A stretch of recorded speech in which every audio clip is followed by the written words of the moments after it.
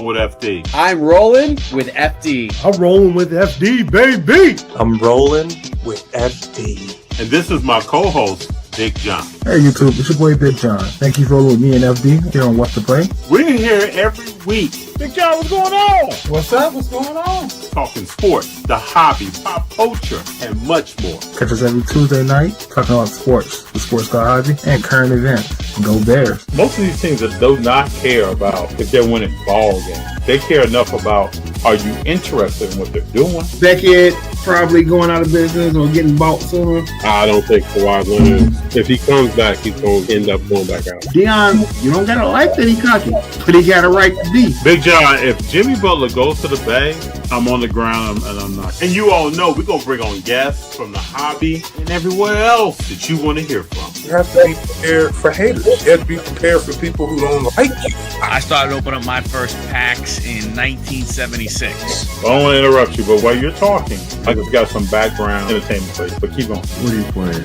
Michael Jordan. We got Junior in the house. And Paxton in the house. A lot of players got to find a way to win based on their own strengths. What would we say is John Morant's strength? Attacking the rim. You know, small guards attack the rim, don't play long. This is the What's the Play podcast.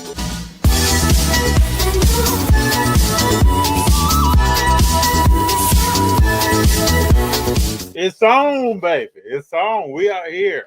Tuesday, 7 o'clock, Pacific Standard Time. What's up, Big Jon?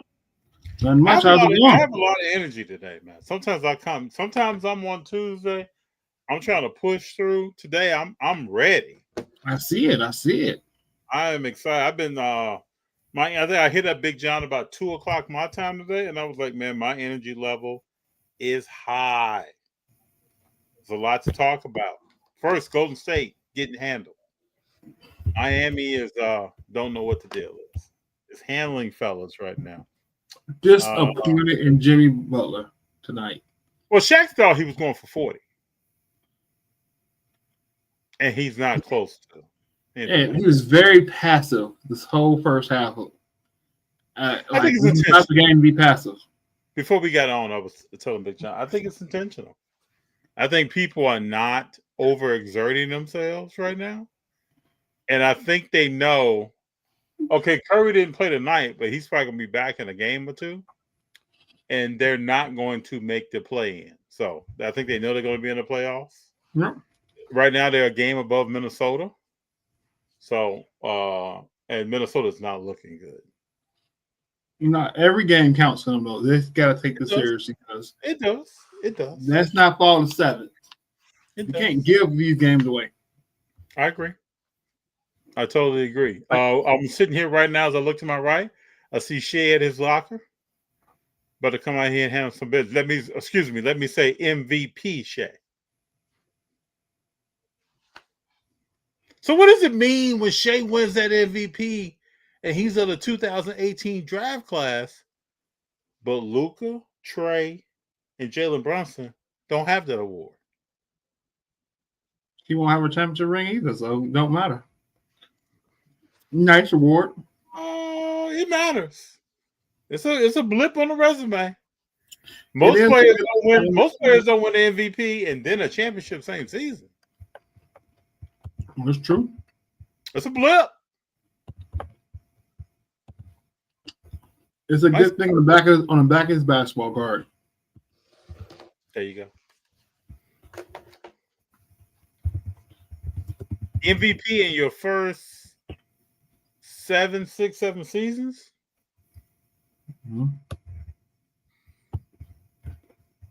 We'll see. That drive. Looking at Basketball Reference now. Why don't you pull it up? Pull it up. Ayton, Bagley III, Doncic, Jaren Jackson Jr., Mo Bamba, Wendell Carter. So Shea was 11. He's forgot about. Yep. He was forgotten about. So Oklahoma City plays Sacramento. That should be done for Oklahoma. Yeah, it should be. So that's definitely should be a dub for Oklahoma. No injuries in a dub. Sabonis is back. So what do you think? What do you think about these playoff teams, especially in the West, trying to position themselves for better matchups in the playoffs? Does it matter? Good, bad? Should we just try to be healthy? I think it matters to some teams. I don't think it matters to other teams. Just like I'm a firm believer, some people say, FD, you're wrong. I don't think home and away matters in the playoffs in the NFL. Some teams, other teams, only in the NBA. We have seen teams in history, if they're going to win a championship, they're going to win a championship. If they're going to go far in the playoffs, they're going to go far in the playoffs. I don't care what locker room they come out of or what the fans are cheering for. Sounds good, though. It does. Kobe says, "What's good, fellas?" Go ahead. What'd you say? What do you think? So I think the matchups matter, right? Okay. You can say Boston had an easier road to the finals last year, right? They had the easiest road being the 1 seed. But at the same time, don't be ducking smoke. But we know most 1 seeds don't make it to the finals. Right. But don't be like the Lakers and Denver trying to get to 6.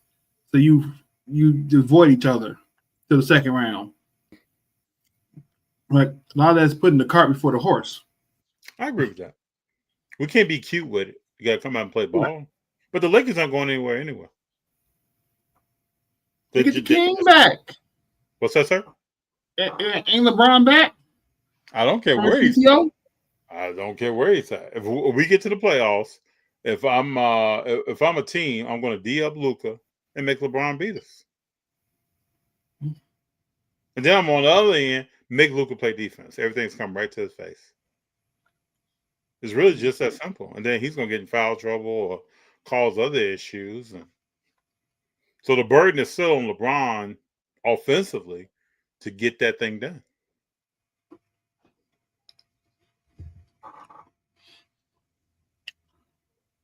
The best part of Luka's game to me is that he's a prolific scorer. Yeah. That's who he is. Nobody's ever going to take that away from him. If they do, then they don't know basketball. He's a little prolific. He can score the ball. That's right. Now, if you start asking him to do something else, he also can pass the ball. He has good vision of the court. Yeah, he's a good offensive player. Yes.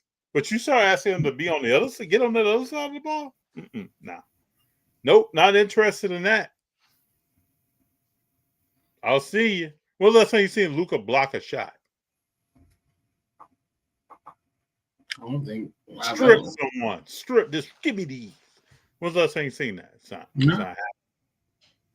It's not happening. That's not what he's out there for. He's not even in condition to do that. He told you from the jump, I'm out here to shoot this rock. I'm going to pass this rock. Then I'm going to go chill. So we'll see.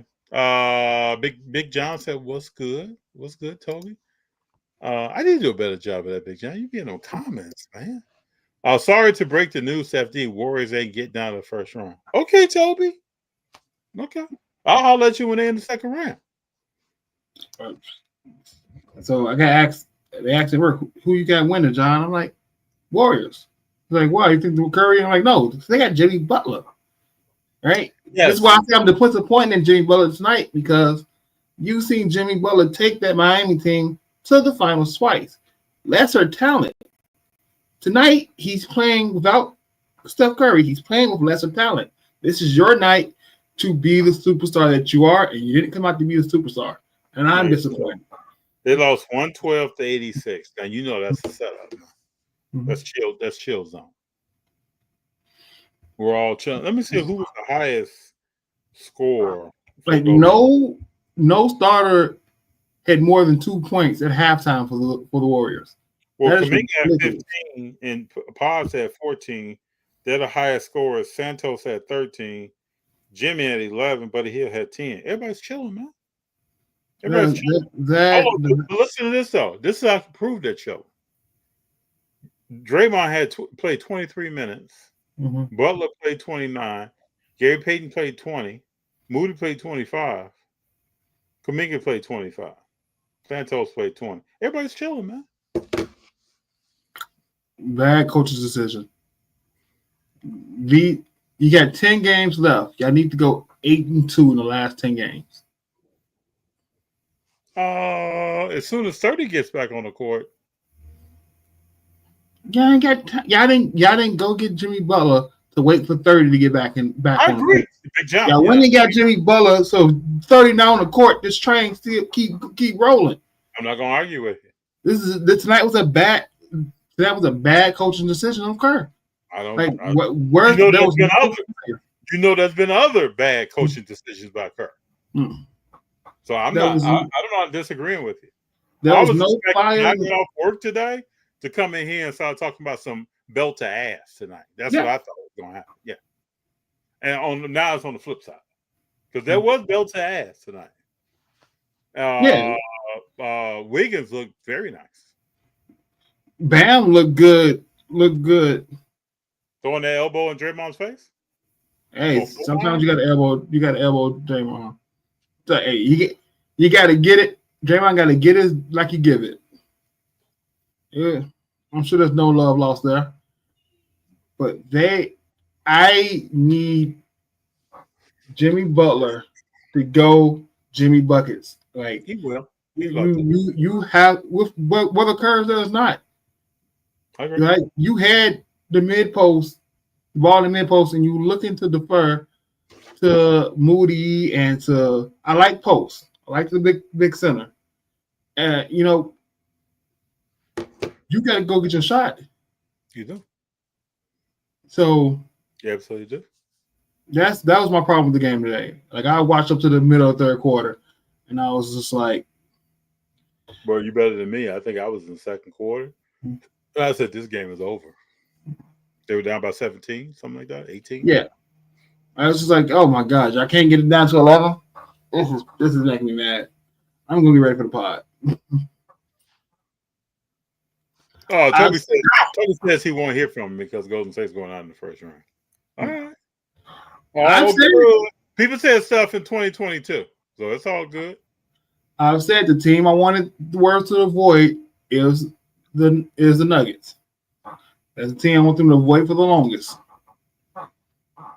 As a team, I get third, get 3, get 6, don't matter. I just want you to avoid the Nuggets for the longest. I think they beat the Nuggets. I think that's a strong maybe.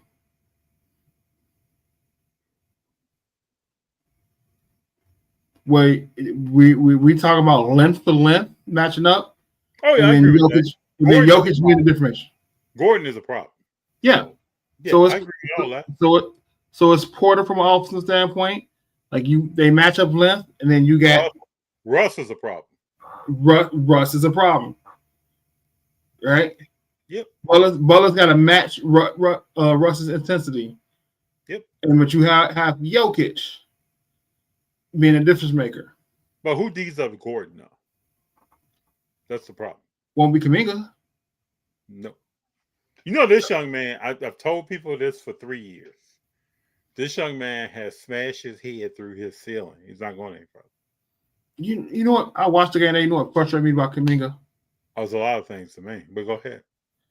He had Zion Williamson leaping ability in a Tracy McGrady style body. Check. And what is he doing with it?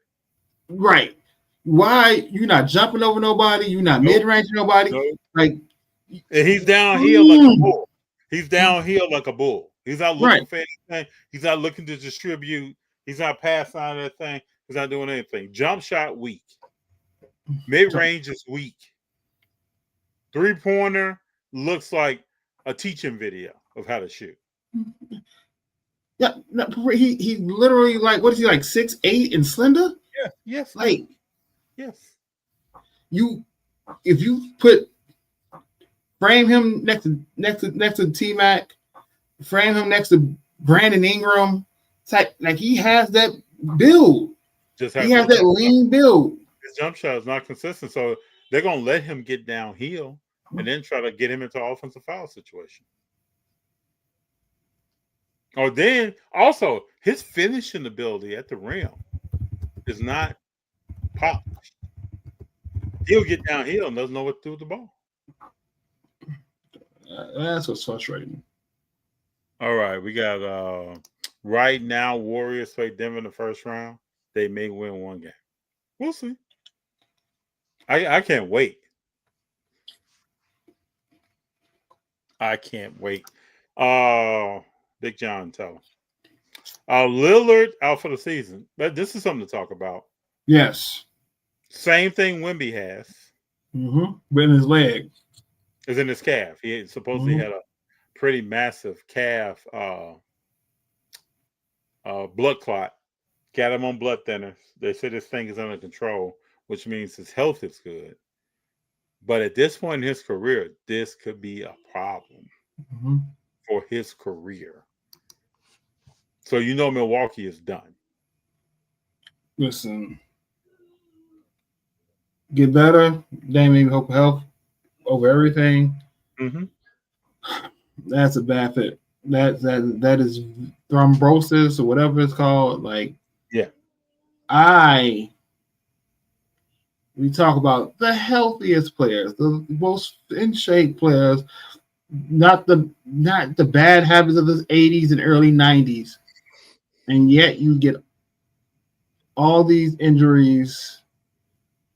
What do you think this is? Yeah, you don't practice as much. You get way more off time and for your family and all this stuff.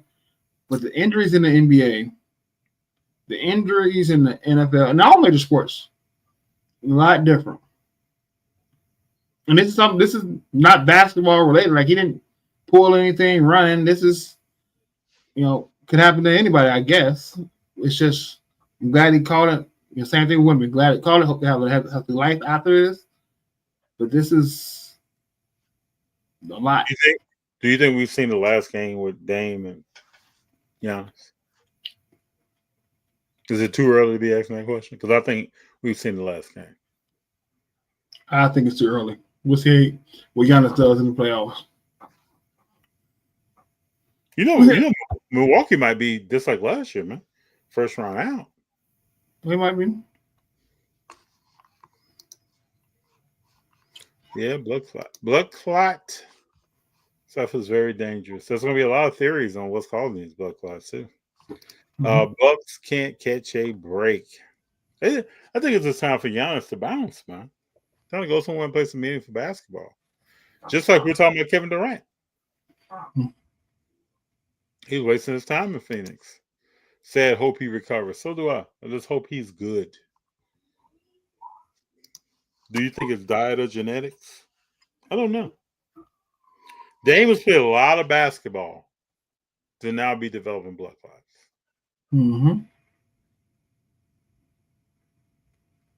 A lot of basketball. 2012 rookie. A lot of basketball. We'll see. What is going on outside? Oh, you got an ambulance going by? Yeah. Gonna be interesting. So let's talk about JuJu Watkins. No, hate to see it. Hope she gets better as well. Hate to see it. But the injury, man, I was telling people today, the injury looked just like Kyrie's injury. Slip foot on the floor. You made this play probably many, many times. That foot slips. She was extended, probably beyond what Kyrie was. You could almost think, did she tear her hamstring? But then that knee went. Because at one point, that leg was straight, and then the knee just... And almost instantaneously, I mean, you could, I'm wishing, hoping. But you knew she had a problem. Yeah. The pain, the clenching of the knee, the way the knee looked. You kind of knew her season was over. So and she's probably going to be out all next season. Yeah. So USC went from probably going deep in a tournament to... I mean, Kiki Irvin has got to step up for that team. Let's see how she does. I mean, they wasn't winning it at all. You know, the real USC was winning it anyway, so I'm not worried about it. Yeah, JuJu. That's wild. Don Staley and crew gonna win it. I mean, I don't know. But they got 10 McDonald's All-Americans. Yeah, but no, I don't know how you look at their record losing 2 games. Say they won the number 1 overall seed, so they already came into the tournament ticked off. Yeah. So, and we've already seen spectacular plays from them, so it's going to be a problem for someone. But JuJu, you ask yourself though, whenever somebody has an injury like that, how does it affect their game later? You know, I mean, it's a right hand. She's a right-handed player. It's her right knee. So you're planting on that leg.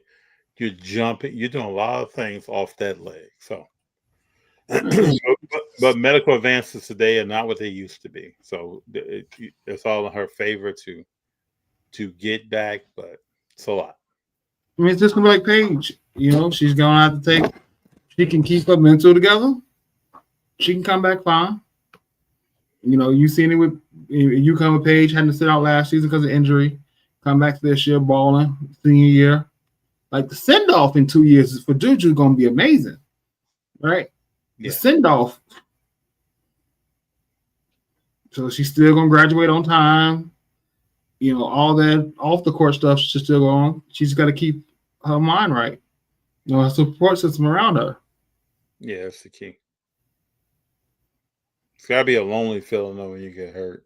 Mm-hmm. You hear players talk about that. Spend a lot of time with themselves, overthinking stuff. It's even more. It's the time she got hurt. Right now, man, I'm not there to be in the Sweet 16. I'm not there to get us to the Final Four. You know, they lose. She's gonna feel that for months. Yeah. We're not getting the 5th year from JuJu Jordan. I don't care if she is eligible. If she plays her senior year, she going number 1. Jordan Brown knows that. Jordan Brown, you know this. She going number 1. Malaysia Fawali would go number 2. It's simple as that.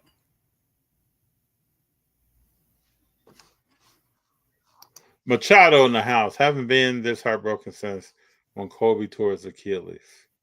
Which was JuJu's moment. What's going on with the NCAA, right? Saying that the students ain't free for March Madness. The students are what? Are not free for March Madness for the women's. They've always been free. And this year they wasn't free. They had to buy tickets. It's weird. So Paige brought out the student section for UConn students. So this makes sense. I've heard this. I wasn't making a connection when I heard this. Yeah. So it's always been free. So shout out to her. I'm still asking a question. Maybe I should just let this go. Maybe it's personality. I feel like I hear more from Paige and some other players. I've heard more from other players about the potential of a WNBA lockout than I've heard from one particular person. I don't hear anything. We've been in all season, and have you heard from CC? No. The reality is, you haven't heard anything from the lockout from any of the major players in the WNBA. I just heard it today on First Take. Who? Was it AJ Wilson? No, forgot her name. Was it Sabrina? No. Okay, like I said, you ain't heard. Was it Nafisa? Probably was Nafisa Collier. Yeah, I think it was. That's who it was. Yes. Right. So that's the only big name you've heard from about it. You've heard Andrew Reese say something. You've heard Dejanay Carrington say something. But Big Jon, we're talking about the face of the league. Yeah. You don't hear anything. Because it's a moot point. I'm saying about anything. Like, I don't see. You may think some WNBA players might roll up at the tournament. We need this thing to be boop, boop, boop. We need this thing to be on TV and social media. We need marketing happening right now. It's not happening. You won't I've seen more football players and NBA players at the tournament than I've seen WNBA players. You won't hear Caitlin say anything. You won't hear Asia say anything until the season, in the season. You don't be waiting. I don't even think I'm gonna hear it then. But you want to complain? Can I get my complaint out right now? Get it off. So I got an email from the Connecticut Sun about getting ticket packages, right? 5 games, 10 games, single game.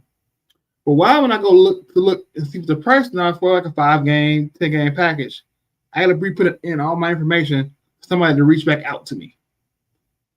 Why you just can't show me the freaking price? You emailed me to market to me. You sold me the website. Why I got to put in more information for y'all to call me about this? Strange. Right? You got a 5 game package. I mean, it can't be that much. Single games is $20. So I know you're not asking for $1,000 for a 5 game package. Like you asking for $500 for a 5 game package when a single game is $20. What is this secrecy about? I don't know. Prices haven't solidified prices. That's what I'm hearing. Pricing hasn't been solidified. That's the problem. So now we know you're interested. Let's get back at you when we get these prices right. I mean, yeah, that's stuff. Yeah, they're probably doing some focus groups.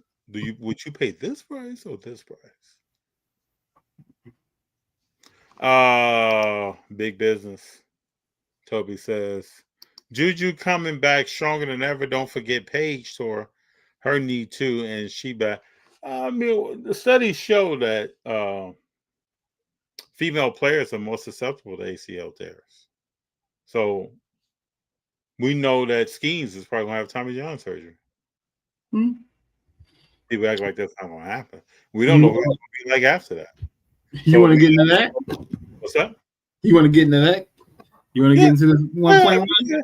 Yeah, but I just want to say that we know that most WNBA and collegiate female players are probably going to have a knee issue.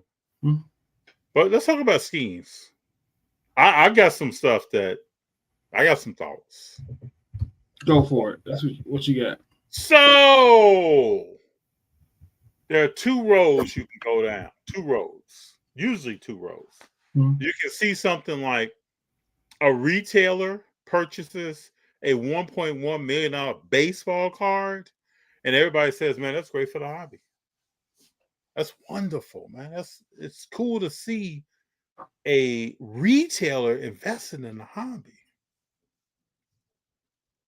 You can say that. That's something most people are probably going to say. My gut always takes me a little bit deeper. I dig down deeper into that onion to some layers down below. Why is a retailer buying a $1.1 million baseball card? And what happens when that player probably is going to sustain an injury and then have a surgery, and we don't know who that player is after that? Why would that be the case? If I work for, say, retailer, I don't know how I would feel about that. But we know things get, I'm getting my Marcellus Wiley probably on right now. We know things get bigger. There are relationships that are built probably between one manufacturer of such card and one retailer that purchases such card. And this is a marketing expense, probably how to be written off.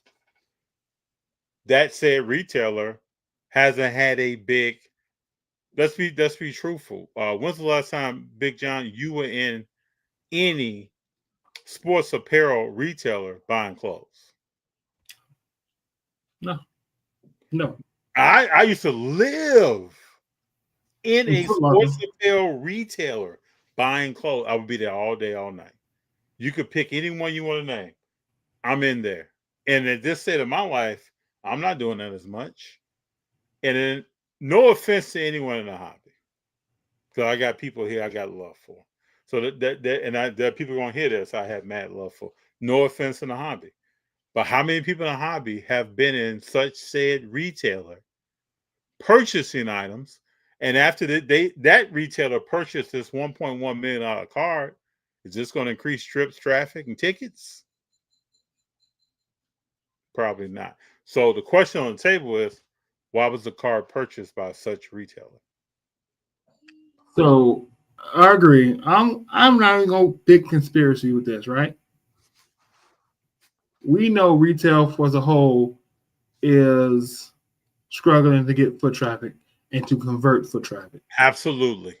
So to buy this card and for it to go in a display in your World of Sport area in Pittsburgh for people to come out and see it, you're trying to figure out to get foot traffic to the store. And if it gets traded, you just move it to the store that you got traded to, the city you got traded to. So that's not a big deal. $1.1 million. My problem is the same retailer that closed stores. Yes. The same retailer that has, over the course of the last 6 months, restructured and let go of people. A lot of people. So, but you have $1 million to spend on marketing to drive people to one store. Yes. So I don't know if Dick's is franchised and they have franchise owners, or if they're corporate. But I also do know they're a publicly traded company. Yes. And I was listening to Coach and his partner Card Ladder talk about it. They only profited like $20 million last year. Right, so they got major profits to play with. Well, you know the profit margins on apparel, sports apparel, thin, super thin. We talking about samurai slice thin. Yes. So while from that standpoint, it doesn't make sense because in 6 months, they talk about they gotta let people go or go less, reduce labor in stores. Mm-hmm. If I'm working for them, I'm like, would y'all spend $1 million on a freaking card? Mm-hmm. Now, get that out the way. This card, the 101 Super Factor went from like $100,000. Bowman First Super Factor for schemes. Mm-hmm. So this card market being a true 101, the one thing I do like about the ML debut patch is a true 1 of 1. There's no card in the set like it. Nothing. Right? That's one of the things I do like. So it's value $500. I knew it was going for $1 million, but $500,000 realistically to a collector, probably what his max should have been. And the fact that it got to 1.1 million is that really who else was going to purchase that? How many individuals have a net worth to spend $500,000 on a card? Right? We've seen with the 50-50 Otani ball that a Japanese corporation bought it to do the same thing, to basically market, and they have seen it upkeep an uptick in traffic and conversion. So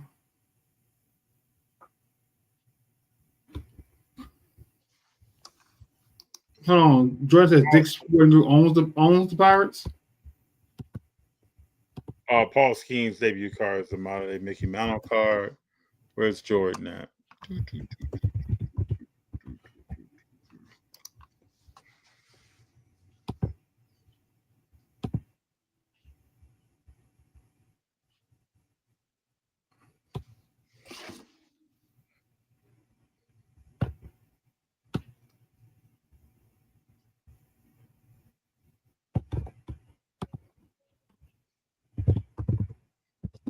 So I think you're going to have more big business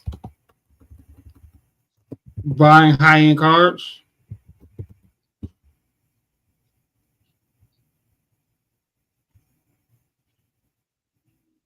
Hold up, I'm looking at this.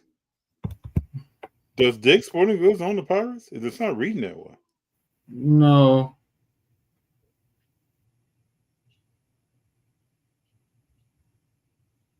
The CEO's name is Edward Stack. And he's the son of the owner, so no. Rob Nutting is the owner of the Pirates. And he is CEO of Ogden Newspaper, Seven Springs, and Valley Results. Rob Nutting. Yeah. Yeah. Who was a cheapskate. So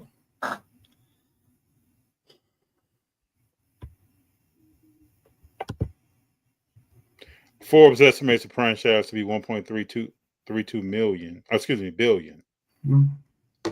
Yeah, so. So George says there's 2.8 million people that net worth of 10 million. How many of those 2.8 million people are in the card world, for one? Right? So just think about it like that. But hold on. If your net worth is 10 million, you're buying $1 million card? You spending 10% of your net worth on a card? I don't see that. I don't see that at all. I think George's point proves like who's really buying this car. It's not an individual. You don't make that. You don't earn and be worth $10 million to spend 10% of it in one shot. No, without having a sustainable way to get that 10% back in less than 10 years. And you could go so far as to say, hey, it's a marketing expense. Again, the company is not that profitable. So, remember the first, 24 hours? People were like, man, who bought this? Who purchased this card? It's all interesting. But it could just be relationships. I mean, there's a company that made the card, and they may have relationships with other people who want to purchase the card as a cross-marketing. Yeah. I mean, if you look at the other cards, right? The Jackson Trio went for $200,000. The Holiday went for, what did the Holiday go for? $500,000? Yeah. A little less than $500,000, I think, for Holiday. So again, $500,000 to $700,000 that car should have went for. In my opinion, I think 1.1 is well over. So Machado says multiple people own that Scheme's MLB debut card. They're going to turn into a stock where people can own. So that's fractional ownership. Mm-hmm. And we've seen in the past that does not work. Hasn't worked. Mm-hmm. We wish it was that easy, but it just hasn't worked. I mean, it's a write-off. It's a marketing. It's in a marketing budget. I don't know how much of a write-off it is. But if you're telling me your company that you work for goes out and spends $1 million, I'm scared on a card, and you know that company is struggling, is in a genre that is struggling to get people to come into the store, I would be nervous. Mm-hmm. I'd be very nervous. I think you'll. Okay, let me predict the future. Hold on, Big Jon. I would tell you when you see big companies lose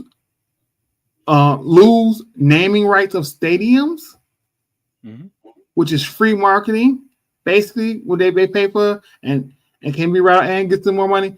Then you should actually start looking into what's going on in your company that you work for, right?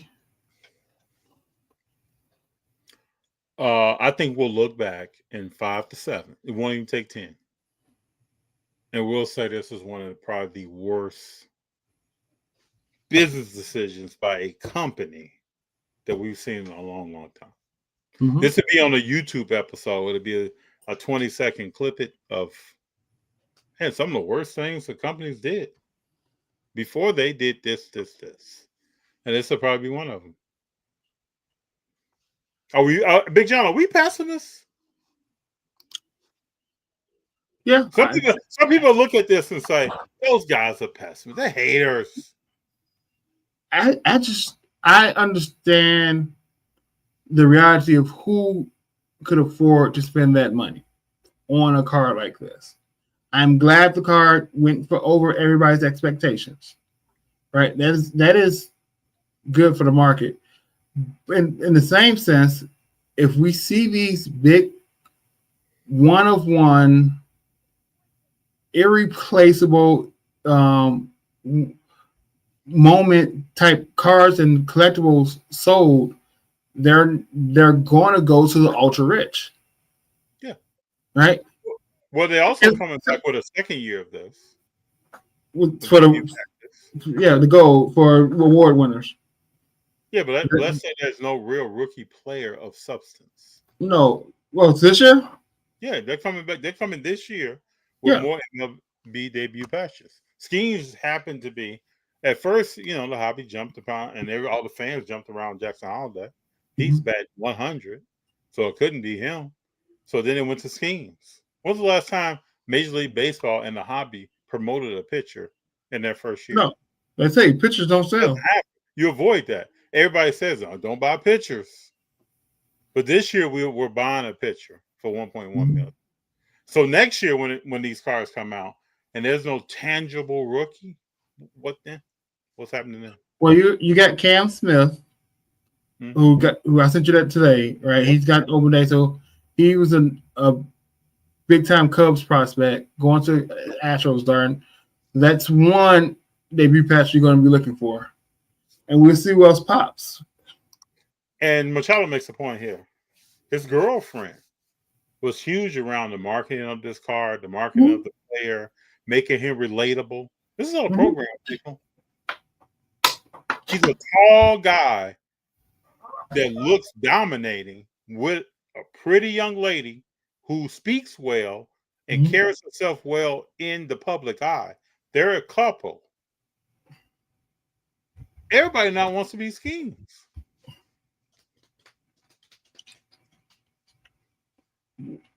We'll see, right? Baseball season's coming. I'm excited, even though the Cubs are already 0-2.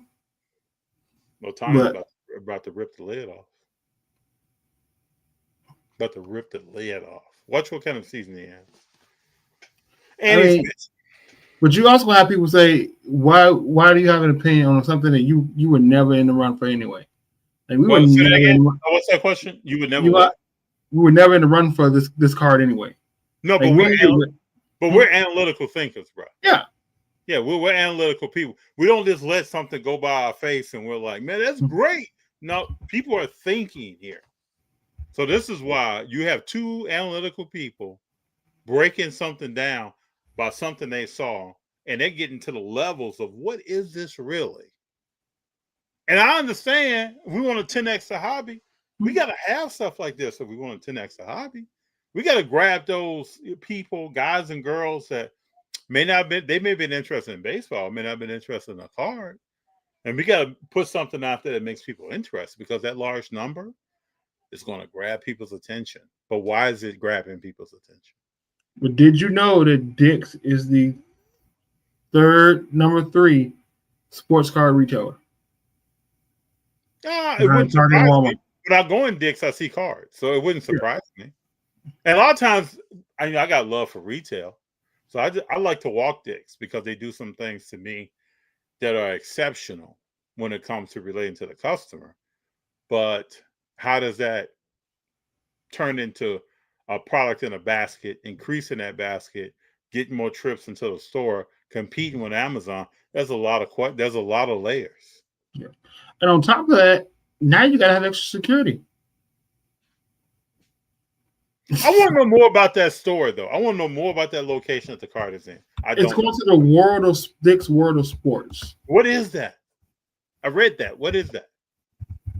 Let's pull that up. Let's take another layer, people. Where is it going? And what's the reason why it's there? Because my local Dick's, sounds good, but if the car is not there. So let's see where it's going to be at. I can't pull up anything specific, but it looks to be David Ghostbusters-esque type deal. It's for adults? It's for. Let me bring it on.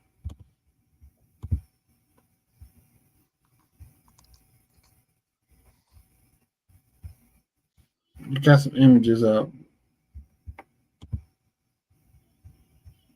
So like it's basically what I would say is a concept store. Oh, so this thing hasn't popped off yet. This thing is not open. It's open, but it's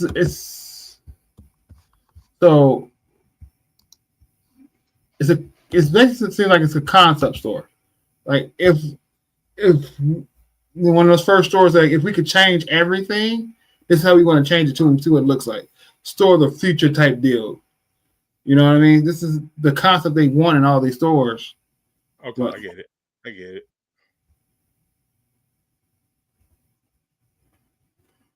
Interesting.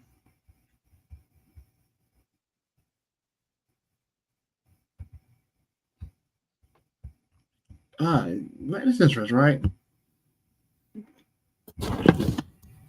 Because you got Bowman coming out in May, so you get people excited about the new crop of rookies that are playing. Some more cards.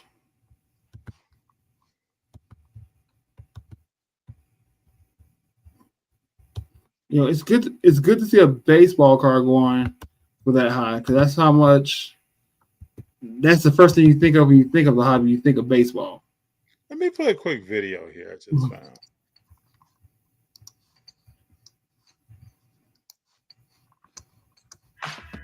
From hard hats to steel-toed boots, Granger's got your safety needs covered, literally. All right. This is Amitalk Retail coming to you live from Minnetonka, Minnesota. I'm Ann Mazinga, and I'm here to check out one of Dick's Sporting Goods' brand new store formats, the Dick's House of Sport. This is one of the first 3 stores that they've opened in the U.S., and I can't wait to see what's inside. When they created House of Sport, Dick's set out to explore the future of retail through multi-sport experiences inside and outside making sense to me, Big Jon. So it's a concept store and elevated customer service. The store covers every athletic category imaginable, with special houses for popular Minnesota sports, baseball, golf, and hockey, complete with a batting cage, 3 golf simulators. Think of coming this winter, a 200,000 square foot ice arena that will double as a field house during the summer. Other features of the store include a rock wall, the House of Cleats that will rotate seasonally, and a most impressive shoe wall that extends the entire length of this 115,000 square foot store, the largest shoe wall in the country, according to a Dick's employee. One of our favorite parts, there's finally a way for customers to help themselves. A shoe scan kiosk on the wall allows each customer to scan the shoe that they want and have an associate bring it to you anywhere on the floor, which was especially helpful for this mom during back-to-school shopping madness. This place is unbelievable. This is like rock climbing wall to the outdoor. The mall of Minneapolis, Mall of America. Truly paying off what Dick's Sporting Goods intended, which was have an experience, create some memories while you're here, and check the things off your list that you need to get for back to school, for sporting events. Very well executed. So they have jumped into, they've made a big investment. They're probably looking at numbers. Because if these 3 stores open, they're running data every week, right? 3 times a week to understand what traffic, sales, and things like that are looking like. They probably have surveys that they're giving on some soft skills stuff as far as how do you feel about this, how you feel about that. So this card is a part of this investment. Ask yourself, though, would it make you go to the store? Wants to see the card. Okay. Did you buy something? Some cards, maybe. They got some. Maybe, yeah. Okay. There we go. Oh, Brendan, Brendan. Every retailer you go into is doing things to make sure you take money out of your pocket and spend it. Yeah, they're doing that. And I'm not saying they're taking advantage of people. I'm just saying they're trying to market their product to you so that you know what it is and why you need it. Retail is trying to survive. Yes. If you're doing all your shopping online, but then there are some retailers that are very good at making sure that you come in and put something in your hand and touch something and feel something and talk to somebody. And then there are others where you could really get your jogging stuff, your gym shoes, you can do all that online. So Dick's wants to make sure that you come in because you can't see that card online.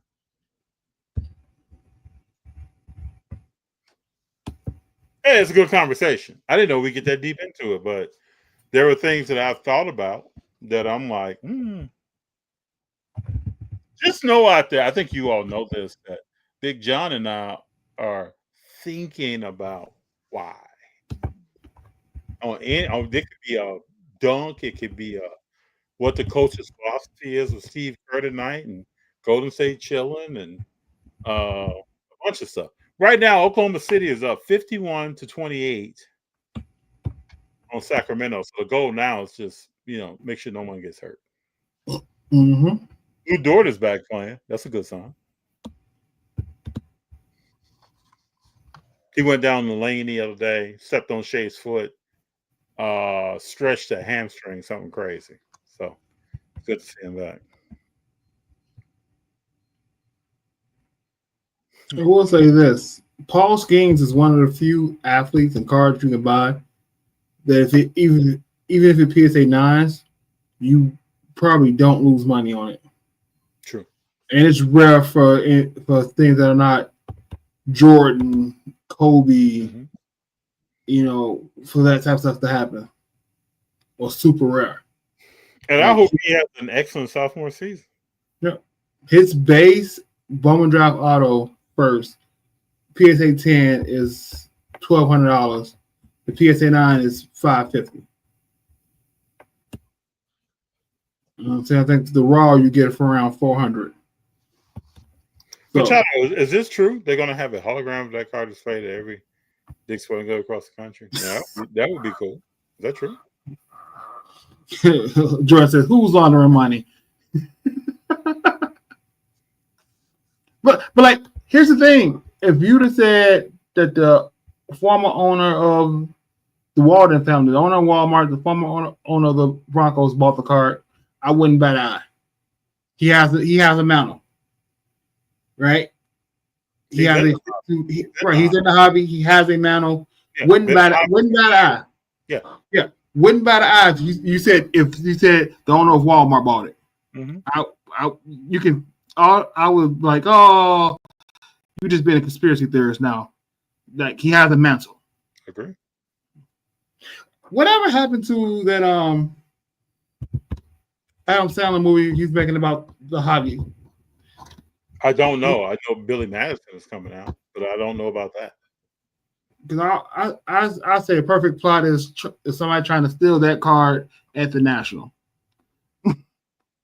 Perfect height. So does the Skeens card get to the National? Has to be there, right? Yeah, of course. Yeah, has to be there. I mean, I would love to get my hands on the contract that Fanatics made with the people that owned it to sell it. Now, here's a question. What's up? Could Golden got more money for it? Was that Golden? Maybe so. Could have. But you do know cars have been selling for less than I thought they would sell. Yeah. We had a gold Shea. What was it? 93,000? Mm-hmm. We had a black gold Shea, 57, 58. We had a Caitlin Clark. We had several cars from Caitlin Clark. None of those numbers were, so I don't know. I think But shout out to the family that pulled this card. Yes. That's a great story. And game changer. And I heard people say I heard people say when they got it, oh, well, what if it was a lottery ticket? Well, he wouldn't have been able to redeem the lottery ticket. It would have been the same thing. His parents would have to agree to sell it. Why people hating on this kid? Are people hating on this kid? They were, because they didn't believe the story. Whether you believe it or not. Like, I won. So when I was a kid in 7th grade at a boys game, I won a raffle. Right? Like 10 grand. I couldn't redeem it. I was underage.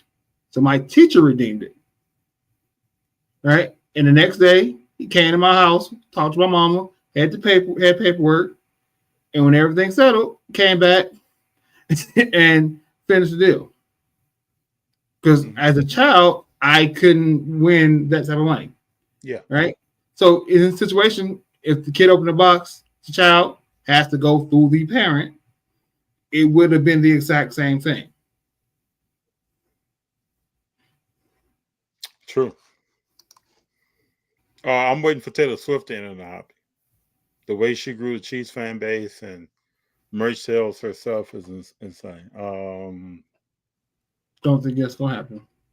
I don't think that's going to happen, but it would be interesting for a very popular young lady to come into the hobby and move around.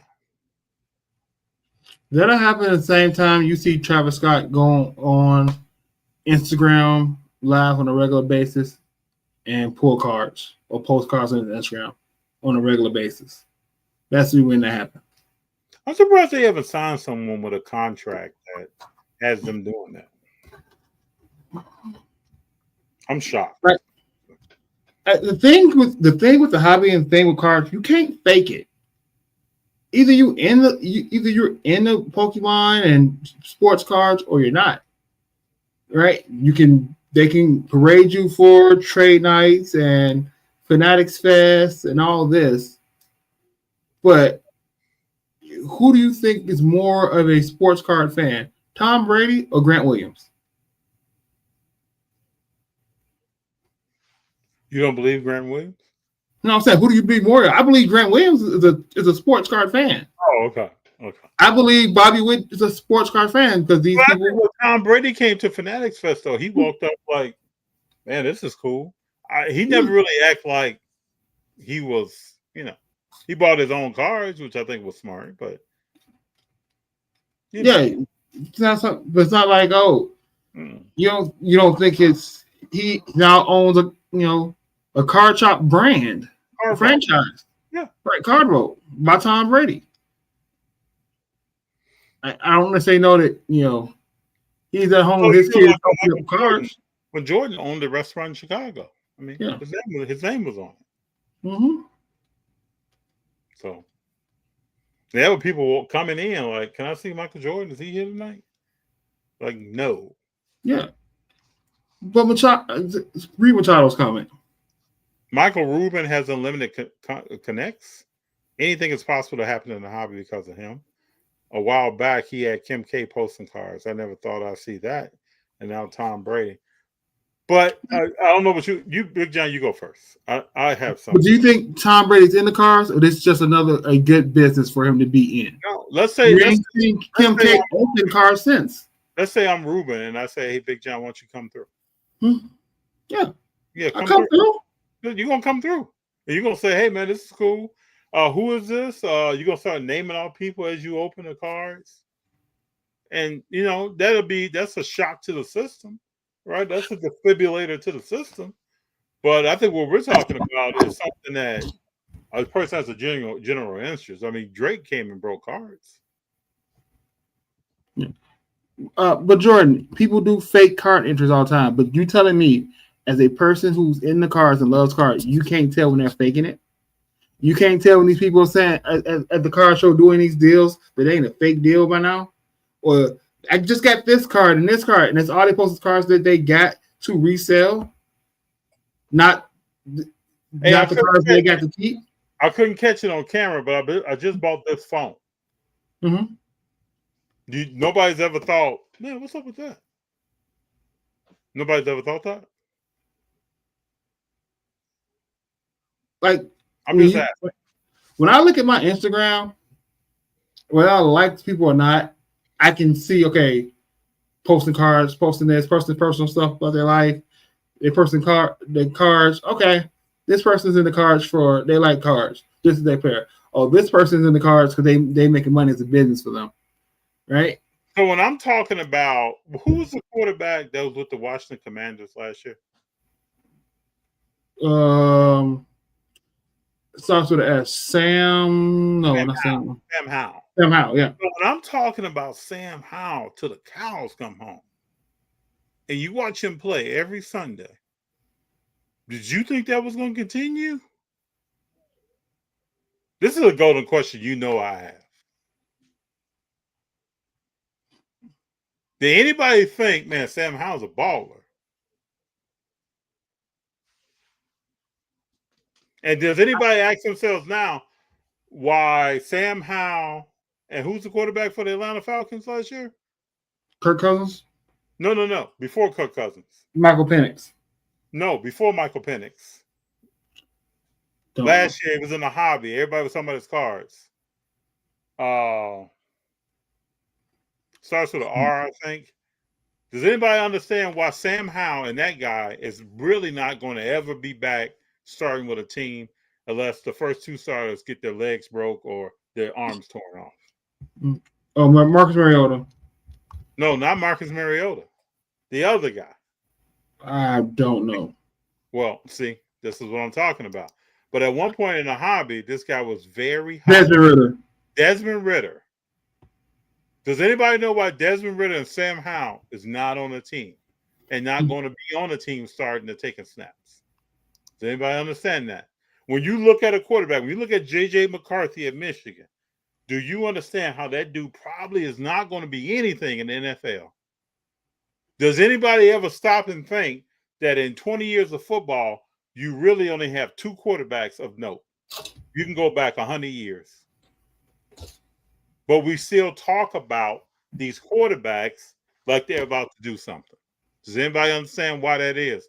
Because it has been marketed to all of us and programmed to us. This is what you need to be doing. But I can walk past the table at the hobby. I remember being at a card show, and they had $20,000 Josh Giddey cards on the table.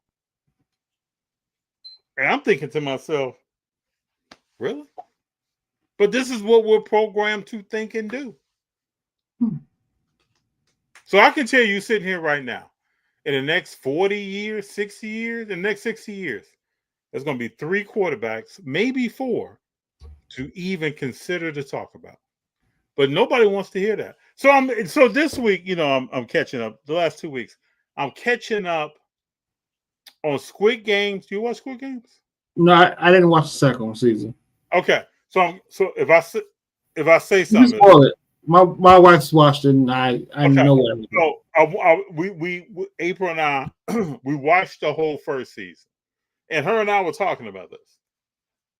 Then we watched the second season, and there's a gentleman from the first season who comes back, and he tells everybody about the first game. This is what's going to happen. This is what's going to happen, and if you don't do this, you'll die. And nobody wants to believe him. And he was there. He won. Why did you win? Why were you picked to win? And what if they change the games? And do you know what you're talking about? You trying to sabotage us? All these questions. This man has an internal drive to help people. And it's similar in many different aspects of life. You could tell someone, don't do this. This will be the outcome. People will still go do that. No. Some people got to learn from themselves. But, like, I'm not calling Roth out or Jeff out or anybody. I just, like, I appreciate when I listen to a podcast and they say, hey, this is my opinion. This is my investor advice for my opinion. You don't have to do it, spend your money like you want to. I appreciate people who like I collect this, and let's talk about hobby because I collect this. But if you've been in the hobby since 2020 and you can't think somebody's faking their interest in the hobby, I don't understand how you can't. I don't understand how you can't. I just don't get that. Unless you want to believe, you just got to believe this. I don't understand that.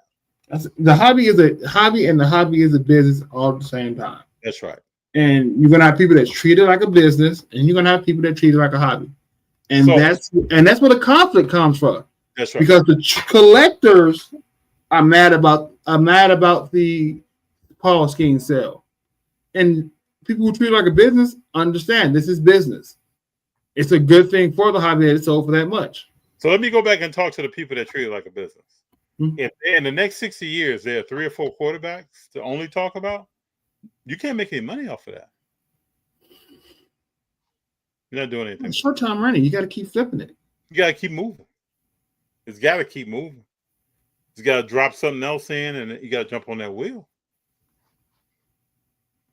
And just because a player comes out and they're averaging 20 points a game, to me, it's like comedy, man. Doesn't mean that they're the player that is the player. Nope. Doesn't mean that, people. Just because they're number 1 pick, don't mean they're a player. We just talked about Shea was number 11. Mm-hmm. Doesn't mean that's somebody else's assessment. Right now, we live in a world where professional leagues are looking at Madden scores and drafting people accordingly. That's someone else's assessment. What is yours? What do you think about that player? Are you watching them? Are you looking at them? Are you seeing them? Do you know what to look for? And if you do, then you're going to be ahead of the curve. Just like if you know, now I'm not talking about insider trading, but if you know technology is changing and how this is going and how that is going, it may affect how you buy stock. Yep. The hobby is no different. If you see a guy and you're like, damn, that dude has game. That young lady has game. Doesn't mean because the Sacramento Kings picked them 5th that they're going to ball out. Doesn't mean that. Do you know anything about the organization? And I mean, I purchased James Wiseman. I was scared as hell when Golden State drafted him because Golden State doesn't mess with big dudes like that. Mm-hmm. You need to be doing some pick and rolls and setting some screens and hitting some alley oops and going out and playing defense in that system. It's currently the way it's constructed. There are some other systems where you may be a big guy, do some isolation ball, shoot some mid-range shots, but not up in there. At least not when you got the greatest backcourt of all time over there. So, yeah, it's interesting to talk about. But people call you crazy for buying James Wiseman. You can't make no money on James Wiseman. FD, what are you doing? What are you doing, FD? Are you sick? Why don't you just buy Curry? Now, 2 years before that, people told me you're crazy for buying Curry. You should buy KD. I mean, how much slack I get because I buy Kobe White. I remember back in the day, if you got a Jordan card signed by Jordan, and if you got a Ken Griffey Jr. rookie signed by Ken Griffey, nobody wanted it. Mm-hmm. Times seem they have changed.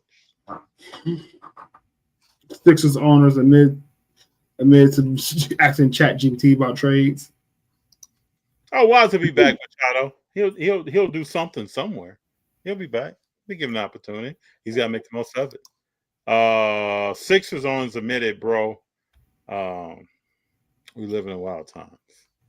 The owners using AI to help make trades. Yeah.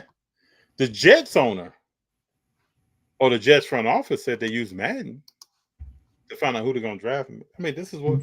Let me tell you this. Most of these people that's working for these organizations, they never play ball. They don't know what it takes, what the grit is in the locker room, why you putting on certain cleats. They don't get down to that level.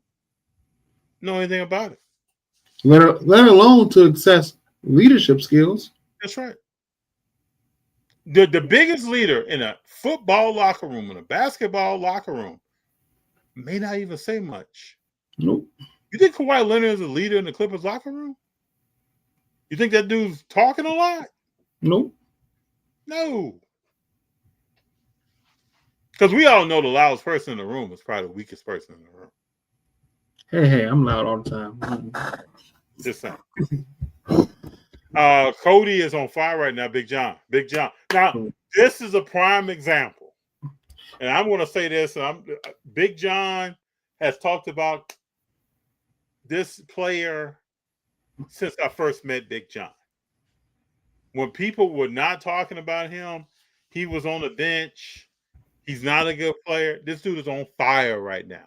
You get rid of Zach LaVine, someone who only wants to play one side of the court, and you bring a guy who wants to get out here and play ball, and look what happens. And I'm a firm believer that we're in a time right now where it's going to take a player 5, 6, could be even 7 years.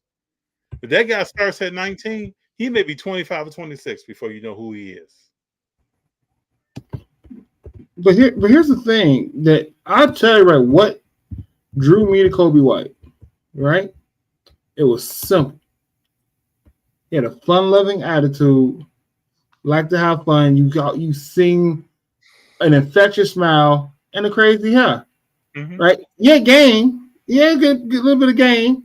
But what drew me to as a person, when you see him at media day, you see him interacting at some of the media day stuff with the teammates and the press conference and joking around. Okay, I like this kid. This kid is having fun. You know, basketball is fun for him. So, hey, regardless, top 10 pick. So, okay, guys should have some talent. But regardless if he had talent or not, I was drawn in because the guy had a good personality. Whether I knew he's going to be behind LaVine. He's going to be behind, DeRozan. That's fine. Hey, give me all these PSA 10s for $5 then for that. I'll take them all. Because I'm collecting the player, because I collected the player had nothing to do with stat sheet.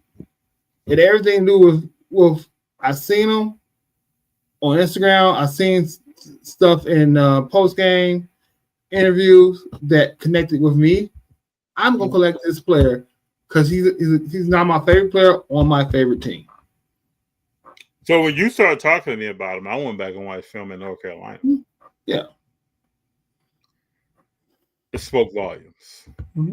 It's what he's doing now. He's doing it on another level, but it showed what he's doing now. So I went to Frankensons here 2.5 years ago and bumped into this gentleman that's working a booth there, and he bought up a ton of 2 players. You know who those 2 players were? Who? James Wiseman and Kobe White. And the market was down, and he wasn't selling either one of them. But he had a ton of both. A lot of prism of both. Different variations of both. Most stuff numbered. Shaq's cards are up for some unknown reason. We might know the reason.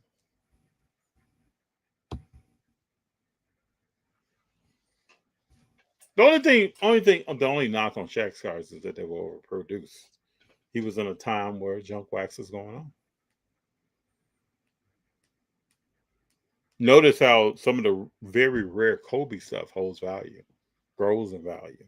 You see him end in an auction every now and then, and you're like, man, that's a crazy price. Out of 13, this low value, low production stuff. Shaq has still some stuff that's low production.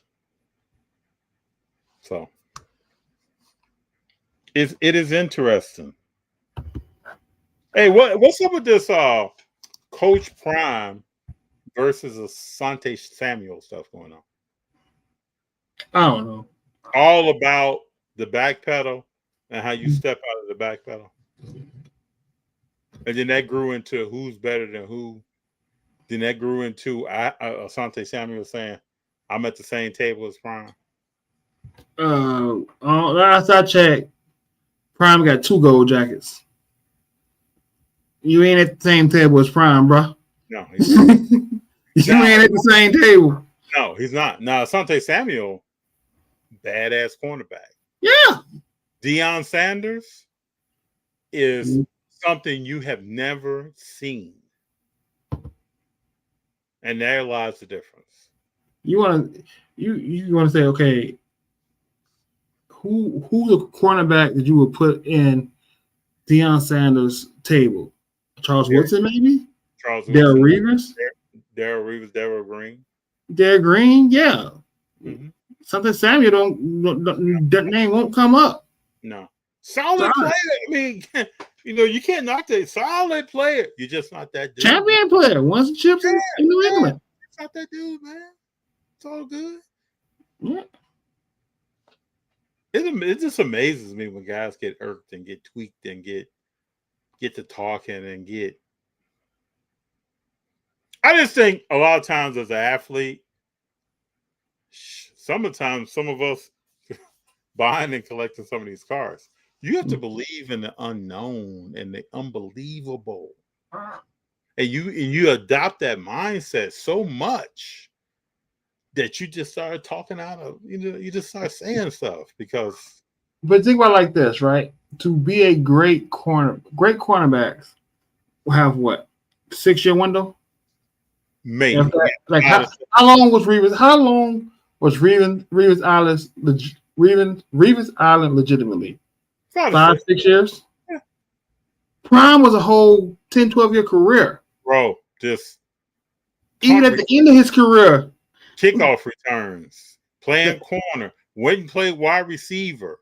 Yeah, at the end of his career, he was still better than Asante Samuel. Prime will let you get open on purpose and close the gap in 15 yards and then take it to the house. Mm-hmm. He's just different. It's like comparing somebody. It's like, no offense, it's like comparing Saquon to Barry Sanders. Both great, just different tables. Two different tables, man. And I agree with Deion when he talked about years ago. Some guys in the Hall of Fame should be in the upper room, and some guys in the Hall of Fame. I am excited for Asante Samuel Jr. and what he's going to do, and I just think guys get. What's up with Lamar Jackson? Let's talk about Lamar Jackson. What's going on with Lamar? He's acting. In what? He's in Power, I think, Book 2, Canaan, I think. Okay. He's getting some acting on. Getting his time. I'm happy to see him. I'm happy to see him. I would hope this guy, I think he knows what he needs to do on the football field. Yeah. Got to win a ring, bro. Mm-hmm. You got to bring this thing home. What's up with, let's talk about some moves. Mm-hmm. Russ going to the Giants? Yeah. It is, whatever. It's weird to me. Who else moved around? Oh, Diggs went to the Patriots. That's good for Drake May. Yeah. I just think Diggs is at the end of his career. Diggs right now is reminding me of Odell Beckham Jr. when he was with the Rams. Listen, you know Diggs got to get closer to New York, man. Why is that? Because of Cardi B? Yeah, because Cardi got closer to New York. That's quick hour helicopter ride to New York from New England, from Boston. It amazes me how you can listen to that voice on a regular basis. If you wanted me, I'm going to tell you right now, people, if you wanted me to give up all the information, sit me in a room, blindfold me, and turn on Cardi B's voice on the loop. I tell you everything you want to know about nothing. Spilling everything. It's a wild setup. Diggs is cool with it, though. Hey. No, Odell just got hurt. Your Diggs just got hurt.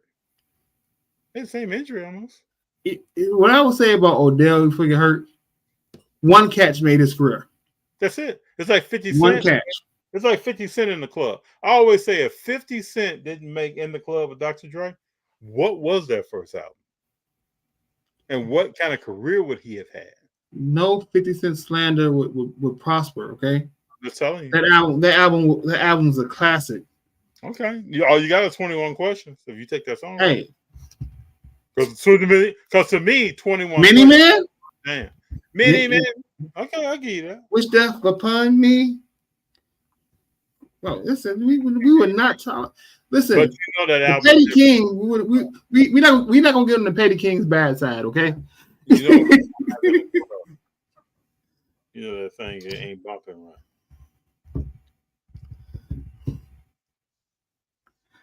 50 coming hard. 50 Cent a go, bro. A Billy off Vitamin War. Yeah, but I'm talking about the album.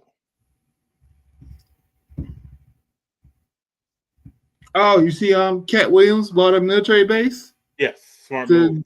He wants to be the next Tyler Perry. Smart move. Yeah. Even.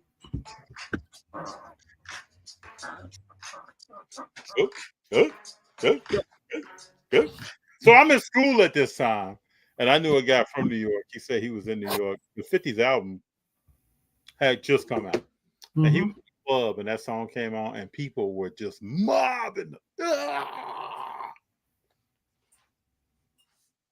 But if you really want to hear something, people, go listen to 50's mixtapes. Yeah.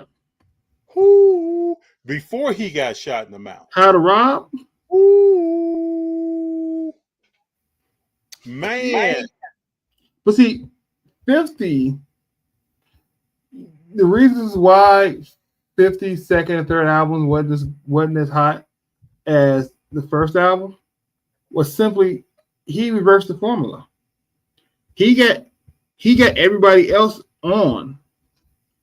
Right? The Game, Lloyd Banks, that normally their albums don't come out until the Cruise album don't come out until the Star gets a second album as a hit. True. Right? So if you go back and you look at Nelly, when Nelly came out, his album, he did a second album, and then the group album came out. Yep. And then he did a third album, and then Murphy Lee's album came out. Right? That was the formula back in the day. You same thing when it came to Lil Wayne. Yeah. Right? The Juvie album came out, the second album came out, then you hit the Big Timers, the compilation album, then Lil Wayne came out. So like he flipped the formula on him. I'm gonna be hot regardless, because the Massacre was a good album as well. It was. But it was 3 years after the hype was gone.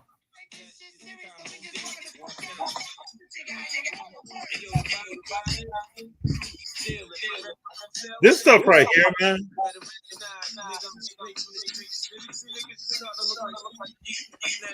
His rhyme was just different. And when he's taking other people's beats and getting that was just selling stuff out the trunk of his car. People should really learn about 50's come up story.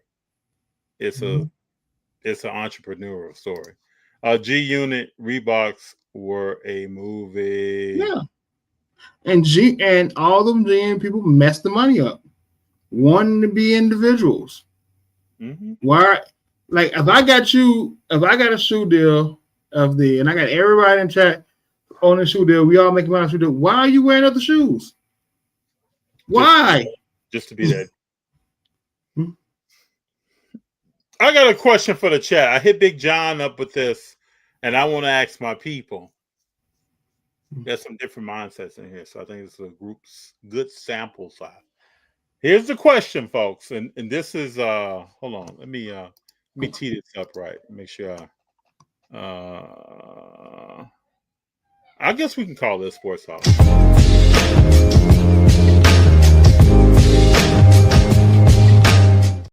Different kind of sport, though, people.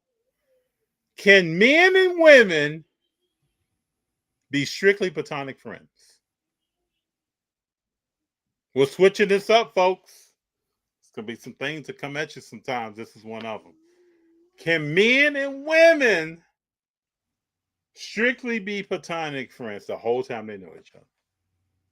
Yeah. You think so? Yeah. You don't think there's one? Let me play devil's advocate. You don't think there's one of those two people that's waiting for an opportunity. Yeah, that's also can be true. Okay. But can they be? Yes. How often is that going to be a situation?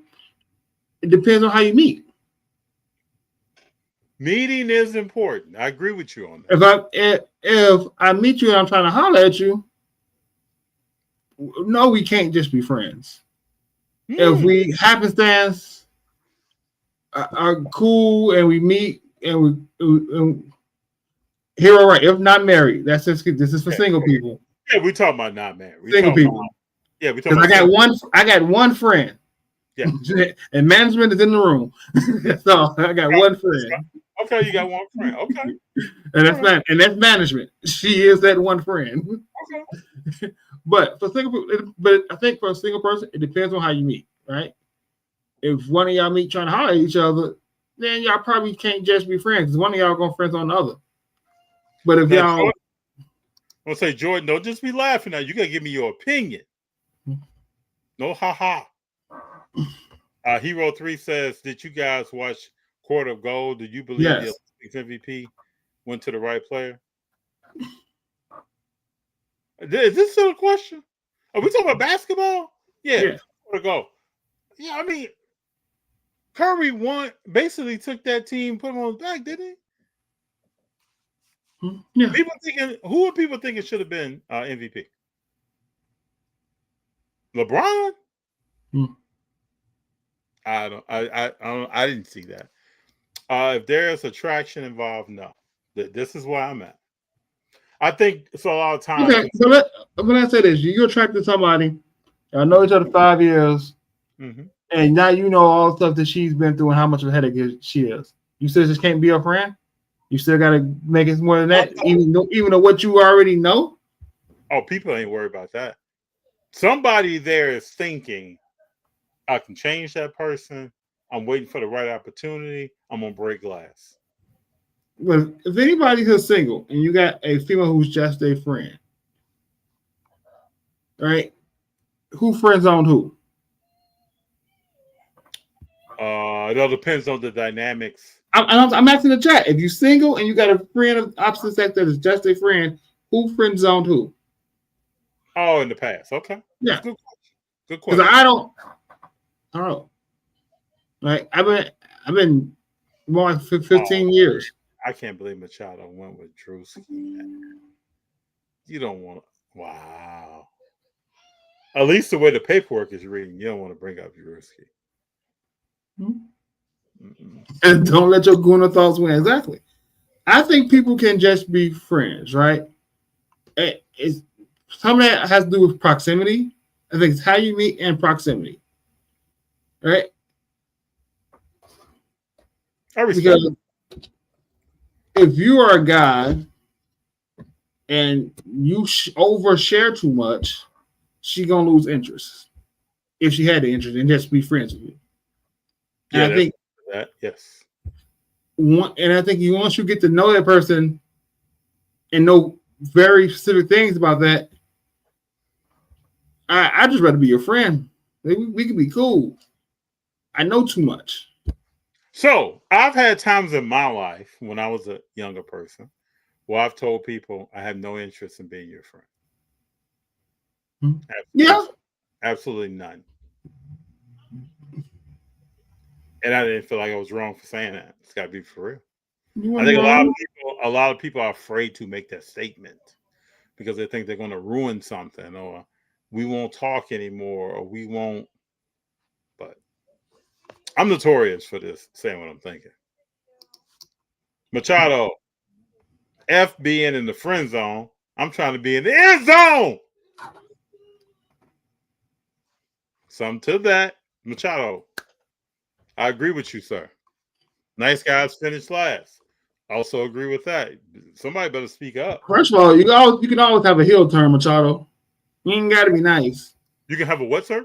You can have a heel turn. You can be bad guy. You ain't always got to be nice. That's right. But like, yeah, I had to shake it up. We're gonna do more shake up stuff as stuff becomes apparent in the news on conversation. I got into this conversation here at home, and I thought I'd bring it to the chat. I would just say this: the best wingman is a female friend. So, that can be. Yeah. But why that female friend is wingman in a woman, and they could also be interested. True. Oh yeah. But you can just be friends with somebody. Like we can just be cool. And then if you don't want to be that, that's fine. We can not talk no more. Like it's cool. Big John, that's where you are. That's where I am. A lot of people can't go there. A lot of people can't say, well, if you don't feel that way, then we cannot be cool. People try to avoid that. Yeah. Like, but again, I got one friend. It's the only friend that's my last, my one friend and my last friend. I'm happy with that. That's the only one I need. Only one you need, bro. Everybody else is a associate. That's right. And I'm teaching Junior right now. What's a friend and what's an associate? And after that, I didn't think he was hearing me one day. Let me tell you all this. When we get back to this, I didn't think he was hearing me. I go to school to his parent teacher conference, and his teacher is telling me, yeah, Junior is telling everybody that you're not my friend, you're my associate. Mm-hmm. I was like, man, I'm so happy he's taking it to heart. But see, here we go. So Jordan, I got eyes on me. Jordan, I don't know. It's not even having eyes on me. My wife knows everything. At one point in time, when we was together, we broke up. She was my friend. She knows everything. She knows the block list is long. She'll tell you the block list she blocked is long once we got back together. I don't blame her. And people who were just friends. Yeah. But my wife was also scheming. You know what? Jordan is in here talking, but I haven't heard his opinion. I heard him chuckle. I've heard him throw a few things here and there, but I haven't heard his opinion. Jordan don't want to get a flute thrown at him. So I know your wife watching you too. Please let Jordan speak. I want to hear his thoughts. Just this one time. Just want to hear his thoughts. Best friend. I think 50 made a song about that. And I always I was your best friend. That's right. I think about you all the time. Yeah. Yeah. Happy wife, happy life. I'm causing problems out here. On the chat. Now Jordan said he had female friends. Oh, okay. Oh, you did, but did you have some? No, he said he do. Oh, he does now. Okay. All right. Okay. I'm gonna tell y'all, right? We can be real for a moment, right? Let's be real. I'm saying how FD almost got me killed a couple weeks ago. What did I do? It was a Butler trade, and he called. He in LA, so it's early his time, but it's 1 a.m. my time. He called me, and yeah. My wife come in the room. Who in the hell you on the phone with at this time of night? Man, I was so shocked, people. I was so shocked. We were sitting here in the living room. I just picked up the phone and called Big Jon. I didn't even think about what time it was. I'm like, if I'm answering the phone, obviously it's somebody important to us. Like, who do you think I'm on the phone with? Wow. My bad. Ma'am, I'm sorry. I just got super excited about what I just saw on my phone. I couldn't believe it. Big Jon did answer the phone like, hello. It's 1 in the morning. It's got to be an emergency. That's crazy. That's crazy. Oh, that's funny. You never said anything about it. That's funny. FD called Big Jon like Jake for saying, yes. I was blown away that night when they solidified Jimmy. Like, and Big Jon had talked about this and really predicted the run that they went on. I'll give that all to him because I've always been a little bit like they need more. Tonight kind of showed that a little bit, but I'm just a fan that wants Curry to go ahead and run off 2 more. Big Jon told me I'm greedy though. Only because it was FD, it was cool. Thank you very much. Thank you very, very much. Hey, I appreciate y'all entertaining that question. Like I said, we'll have more segments that go outside of sports. Hero 3 comes with some knowledge here. I've had 2 female friends at different times of my life. Both of them gave me the green light to go mess around. I was and am still married during both times. After that, no more friends. This is what I'm talking about, people. This is what I'm saying. I get it. I think somebody's waiting to break glass. I get it. I still think people can just be friends depending on how you meet, right? I get it. The statistics show that something's gonna happen. What do they show? Chemistry is chemistry, but like again, so this came up at work because Abbott Elementary. I don't know if you've seen that show. No, not that. No, go ahead. I've seen the show. The man captured Janine, and the guy that used to be Everybody Loves Chris. Can't think of his name. He did in interviews. He didn't want them to get together because you don't see platonic.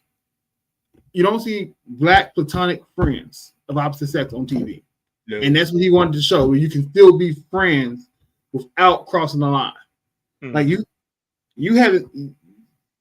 The first time you saw that was what, Seinfeld, when the people, they were all just platonic friends.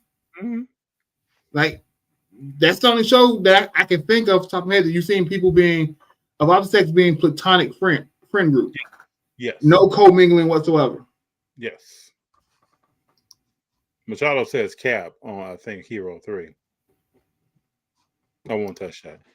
Jordan says just friends is fine, but going out and having dinner or adventures, no. Okay. How are you having friends? That's not friends. That's associate.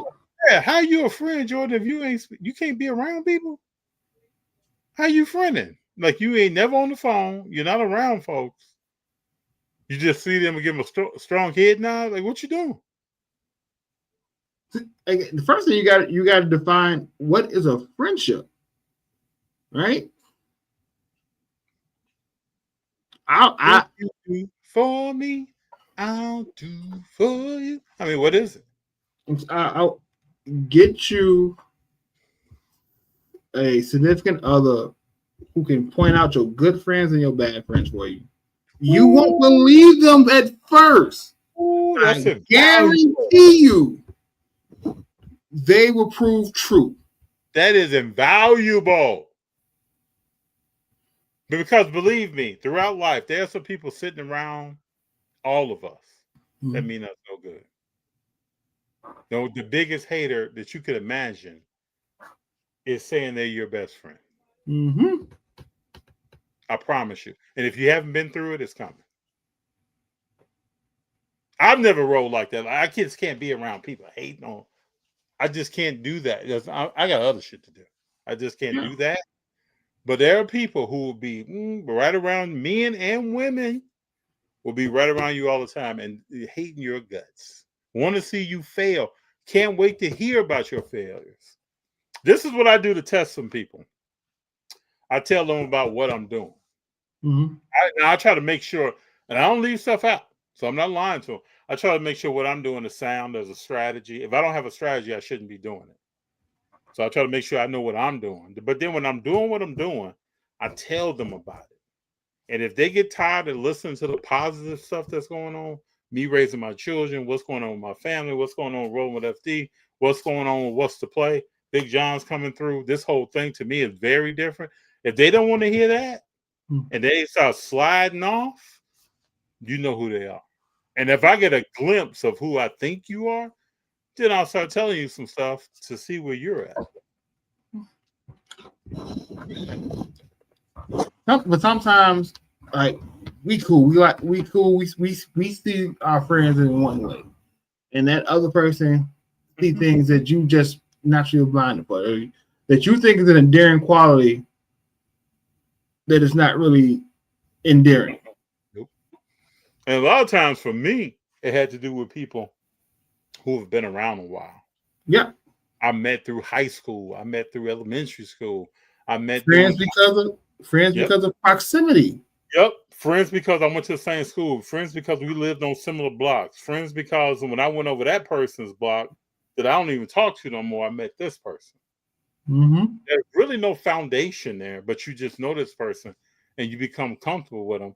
And as we keep going down the highway of life and we all start taking different exits, they don't like your exit and where you're going. There are big things in life that happen. Got in a relationship. People, stop drinking alcohol. Change my diet. Mm-hmm. People don't even want to be, man, dude. Changing diet probably move more people away from me than anything I've done. Then I had kids. When I had kids and started being concerned about spending time with my children, people gone, man. They don't want to. No, not dealing with that. I'm talking about men and women. Gone. Yeah. Look at Hero's comment, right? Because Hero, I got a question. What do you mean by green light? Clarify that up. Hold on. Yeah. What was that green light? Was that John Legend green light? What kind of green light was it? What was it, man? Because you know when you're on red and you're on yellow, but when the green light comes,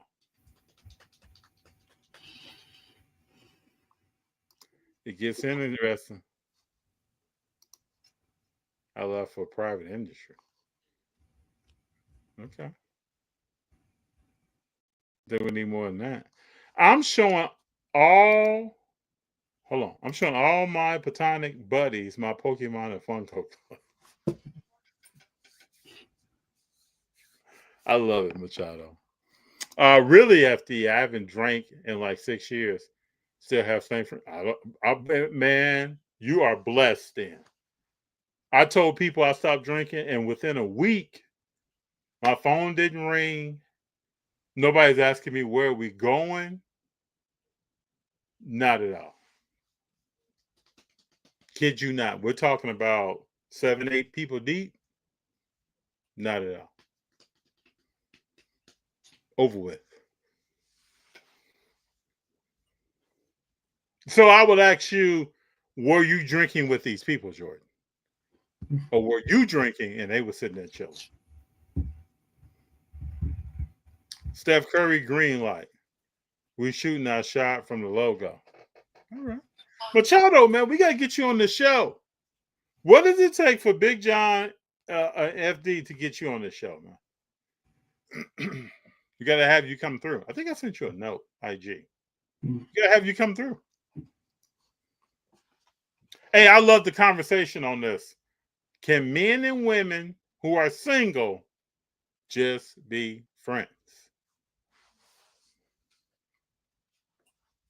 I'm a naysayer on that. I think I don't know about that.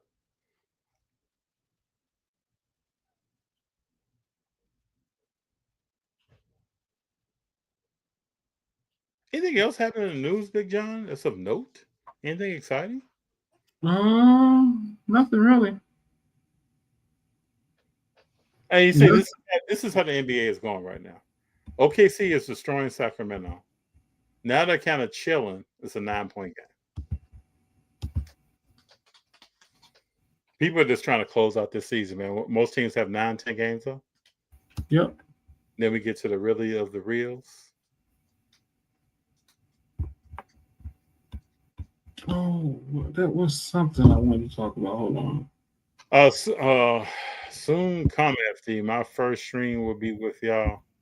It's not you, it's me. Y'all got my word. Please do. I'd love to have you. One of my people. I know what I want to talk about.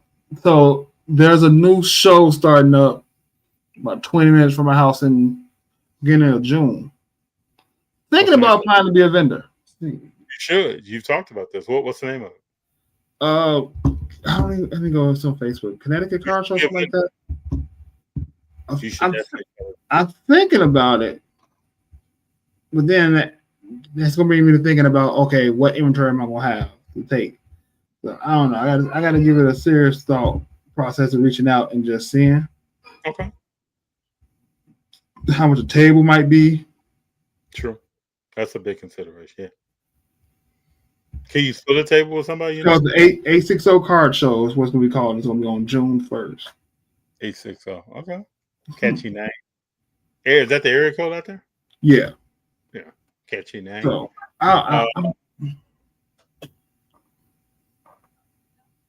bro, some of the people you see at the games, it's wild out here.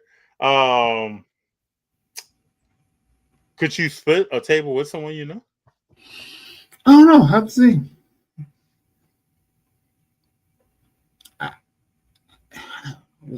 I might just do it, even though I'm gonna be preparing for this cruise. But we'll see.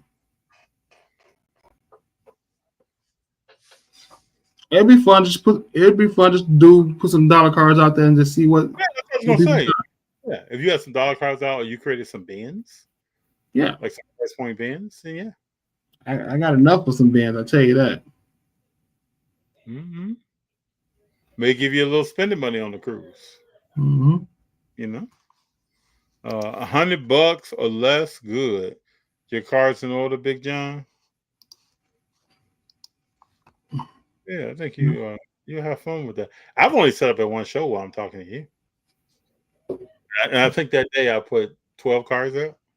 I had a blast. To me, it was a great show. We filmed it for content.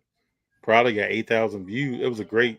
I went in very pessimistic. Like, should I be doing this? This is probably gonna be whack to see. Who wants to see this? Sometimes you never know. You should also record it, Big Jon. Set up a camera. Yeah, I guess I might have to. I want to do. It's one of my goals this year. I might just have to do it. Yeah, and nonetheless, I might be able to give her a bunch of these dollar cards. Yeah, and make some friends. Hero 3 says, first one told me her husband wouldn't be home until Monday. Oh, that's a green light. Hmm. Next one told me to call if I ever wanted the best of my life. Boy, people, hey, let me just say, can I say something? And I hope people don't get offended. Some people got some egos, man. Mm-hmm. Talking that talk. Call me if you want the best night of your life. Those are big words. Okay. Wow. Man, Hero, I will tell you, there's a difference between saying I'm sorry I'm married than saying I'm married. Sorry. Like, not happening. There's a difference in those two phrases. There is a difference. I think that's pretty green light. That's pretty green light. That's bright green. That's not a flashing green. That's pretty green. I'm very polite. I very politely said no by saying if I wasn't married, they would be my first. You know, you were nice with it. You were nice with it. That's actually, I just learned something about you. I mean, that's a nice reply, because you could have replied many different ways and still meant no, but you could have replied many different ways. This was about 4 years apart. I don't do friends anymore. Not like that. Big boundaries. Again, I'm going to say, I will repeat this. This is just me personally, people. I just don't think it exists. I just think when people say these things, oh, we're friends, it's because somebody hasn't broke glass or made a statement, or that's just me. Maybe I'm a pessimist at heart, but don't know. Hero, we need you on the live. We do. We need Hero too. We need Machado, and then we need Hero. Or we need Hero and we Machado. You have been with me here, both of you, for a long time. We need to have you on. I don't care if it's with your phone, and don't think you got to have like a huge setup. Or we've done lives here with people on phones, and they had a great time. Respect, yeah, respect that. Hero 3, I appreciate you telling your story, your candid story. I think it brings a certain level of conversation up about this topic. I thought it was a great time. I hit Big Jon the other day and was like, man, we got to talk about this. There'll be other things too that we'll see in the news and other stuff that I think is noteworthy. But okay, so NFL draft is coming up. Is anything exciting you? Are there any players you like? Man, I can't wait to see where they're going. You know what? That's not necessarily exciting me. More like ticking me off. Because the spin factor on Shedeur is crazy. You don't hear anything positive. You knew that. Everybody, they're not talking about Travis. They're not talking about Cam. It's just Shedeur's this, that, all negative, and that's wow. You know it was coming, though. Yeah, I knew it was coming. Just because I knew it was coming, don't mean I gotta like it. I feel you. I don't like it either. I feel you on that. Yeah, it's a mess. I like the way he has conducted himself in front of a camera and a microphone. Mm-hmm. I do like that. I like the way he presented himself. And the team that wants to draft him has already made the decision. They didn't listen to this BS. Yeah. I like the fact that he's telling them, if you want to change your culture, draft me. If not, draft somebody else. Somebody else. And I like the way he also said, I thought a father looking out for his son was a good thing. Yeah. So when did it become negative? Because Mm-hmm. I promise you, if Junior's in the draft and Lord give me life, health, and strength, I'm going to be right there, advised, telling him to stay away from that and go over here and do this. I will be there. Won't be in front of the cameras. But him and I are huddling up on a daily basis, if not 2-3 times a day, to walk through this thing. So I love to see real fathers doing real things. Sanders to the Cowboys. Yeah. Well, they just restructured Dak Prescott's contract. You see that happening? No, I didn't see that. They got to sign Michael. They restructured CeeDee Lamb and Dak Prescott. Supposedly open up money for defensive players. We'll see. They got to sign Michael. But Lawrence left, right? Yeah. Yeah, Lawrence left. It's the Cowboys. They ain't doing nothing. They're not. They're not going to. Any cards you looking for? I have a gold card in mind. I'm gonna be looking for 2009. I'm going Big Jon. 2009 Topps refractive Steph Curry card. That's the only thing I'm gonna be working towards. I've shut down buying smaller cards until I acquire that card. So that's my goal. That's my stretch goal in the future. I don't have a particular card in mind yet. I just picked up some smaller, say a Sequoia cards for the Cubs. Okay. Just 2 of them. Black and white refractor. Moment's best stuff. Some cheap stuff. But I just figured I'd grab that. I don't know. I gotta get some baseball out on eBay before Thursday. Because you never know what's gonna hit. Yeah, Machado, I'm pretty much locked in. I haven't been this locked in since we started the channel. On what I'm looking for and how I'm going to get there. Develop a strategy of how I'm going to get there. I'm excited. Should be cool. I don't think Shedeur will start his first year wherever he goes. I mean, that's cool. I always think when a quarterback is drafted, if they do or don't, I'm actually not looking for a quarterback too. I'm looking for the Eli Manning, Patrick Mahomes effect. Be around somebody, be in practice, learn, and then go from there. But at the end of the day, it does not matter. All out until you fall out. I pull make sure I say this right. Alexandre Sarr Prism, MA. Did I say that correctly? Manga, yeah, Alexander Sarr. Okay. French guy. That's very cool. Gerald, that's very cool. FD, what websites do you use to research older cards like Curry rookies? Well, I'm looking at Card Ladder. First, I'm going to tell you what I did. First went to Card Ladder. Then I went to eBay.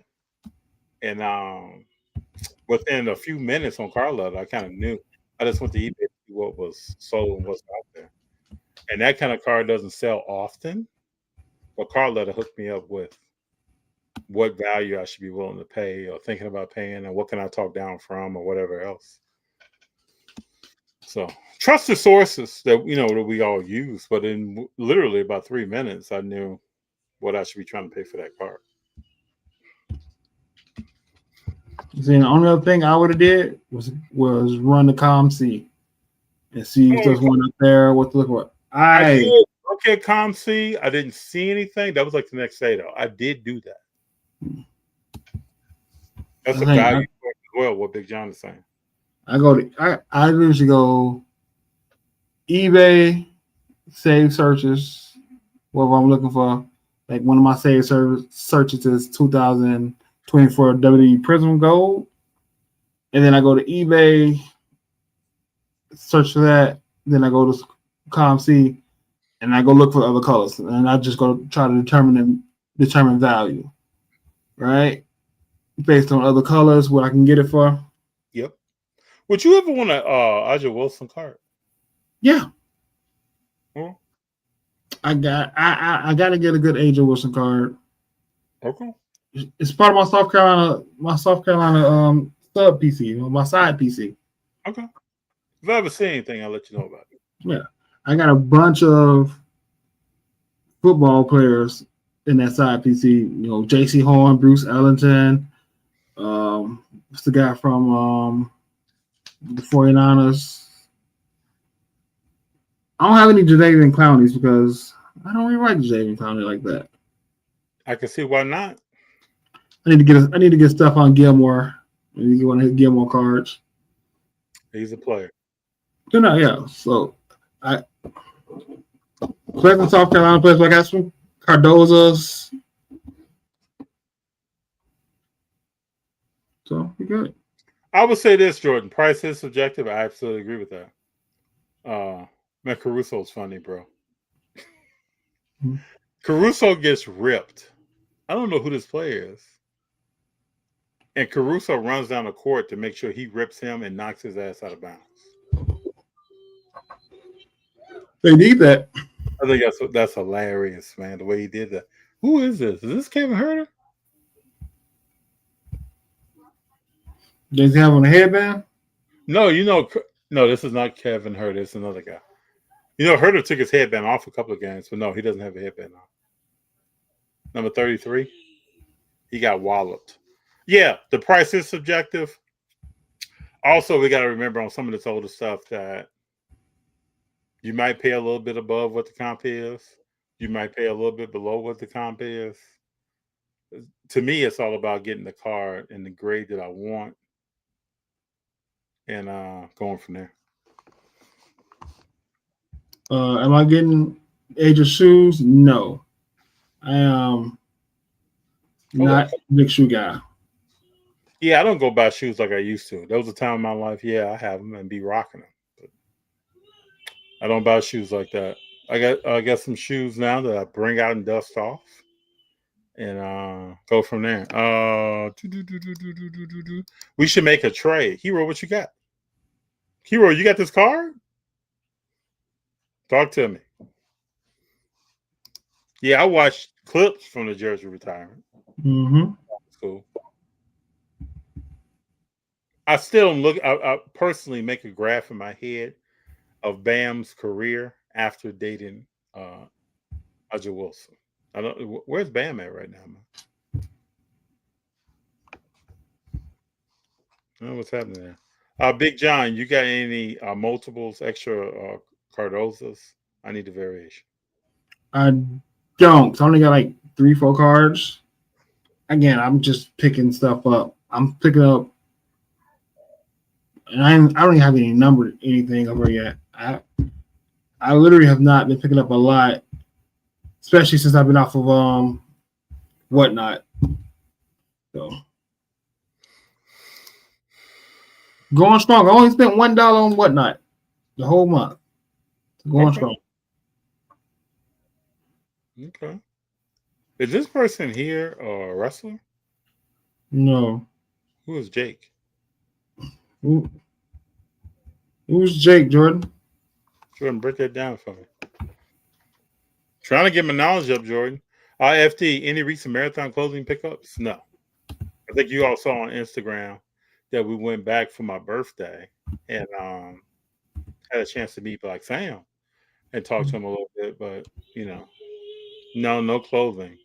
I was thinking about trying to get a hoodie or something. It crossed my mind the other day. So we'll see.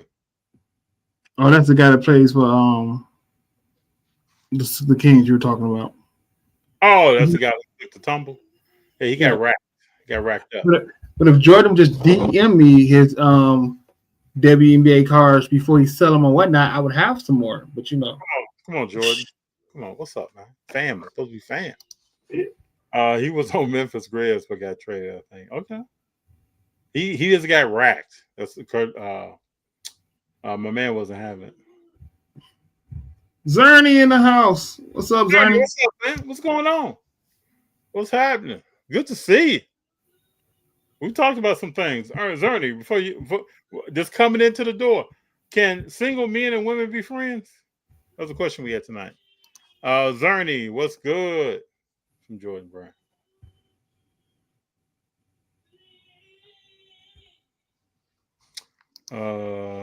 Send those WNBA cards my way too, bro.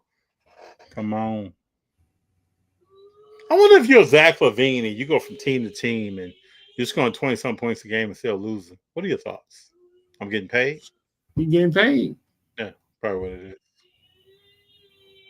is. The fact that the Bulls have played so well without him. What does it tell you? A lot. But again, even Giddey's going well. You know what it tells me? It tells me what I've said all along about Billy Donovan. He cannot coach stars or veterans in the league. He can coach people coming out of college and get the best out of young players. He cannot adapt to coach veteran players. That's what it tells me. It just confirms what I already know. You give him young, look what he did in OKC. Mm-hmm. Until they got veteran players, he was a good coach for them. They played a step up, right? The minute he started getting the Chris Pauls and the better players, he had to go because he can't coach those vets. He got a young team, Bazales, White, Giddey. These are all young players. Mm-hmm. 3 years in the league, 4 years in the league. He can still resonate with them. That was a question. Did Sabonis do a Zaza Pachulia to Jason Tatum the other? Yes, he did. Mm-hmm. Yes, he did. And this is last time Tatum, 2 years ago, sprained his ankle in the first round. Now he sprained his ankle with a week left. I'm not big on Tatum now. Don't miss this though. Machado says he's playing 100% confidence. You put 100% confidence on what? On this WNBA.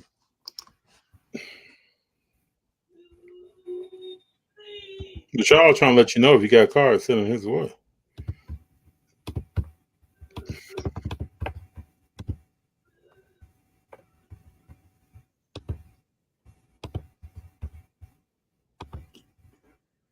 That's funny. I can't wait. The old Schemes card. You know the funny thing about Schemes and the funny thing about Schemes and the Pirates is that their top prospect, Bubba Chandler, might be a better pitcher than Schemes. He throws 102 as well. And has a nasty changeup. And I already told Schemes enjoy being the starter, the open day starter, because he won't be next year. So he got moxie at that. Where does Schemes go to college? He goes to Clemson. He went to Clemson. That's right. No, he didn't go to Clemson. I'm sorry. I thought it was someone in the South. Put it by Clemson. to play quarterback. He was a 4-star quarterback recruit. How tall is Kings? 6'3", 6'4". Quarterback. Okay. He don't got Levi Dunn though. Yeah, he went to LSU. That's right, LSU. That's right. No, it's in the South. Yes, a single man and female could be friends until Zerny came in. See how Zerny came in? Did you see how he came in here? Yeah, he came in. He came in here dropping facts. Oh, we know that. Before we get out of here, you want to talk about SGC? Oh, what happened? Let's break this down. I didn't get a chance to listen to the video today. Break it down. Basic breakdown. Return around time is going from 15 days to about 20-25. Because as these two promotions they ran at the beginning of the year, the football and the venture stuff is been successful for them, and now they're getting over that 15-day return time. So that's basically what it was. Him being transparent, said, "Hey, it's going to take an extra week, basically." I love that. We also need to keep saying this. We need to hear from Beckett, but I love the way they do that, and they also know that the average return time from PSA is about 25-30 days. Right. So I think that I love hearing from Peter. Yeah. So I think it's very much needed, and it seems genuine and honest. Yeah, and he picks the same kind of background. And this looks like he's giving you a business update the way they lay that out. We need that from everybody. It's a shame that a PSA 10 is under the value of a BGS 10, and we don't hear from the producer of the BGS 10. Kind of strange. What did they do with all the money they just got in? What is all that going to? Like, it's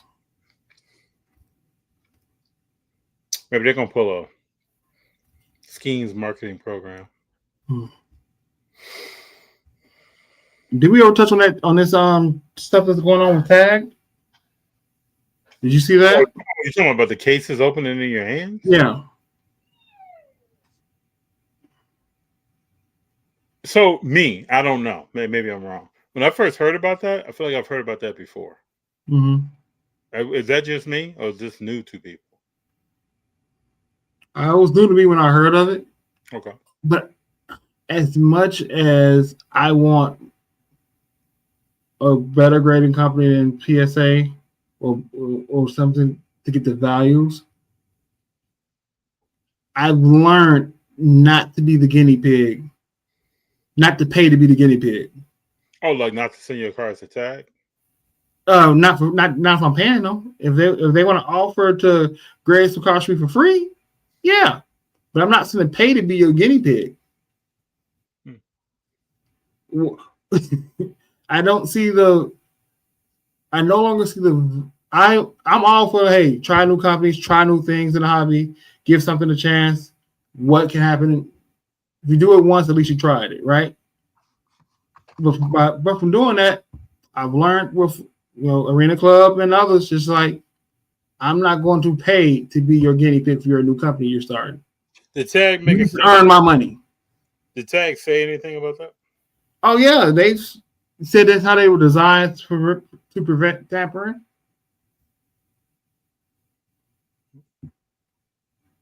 Okay. So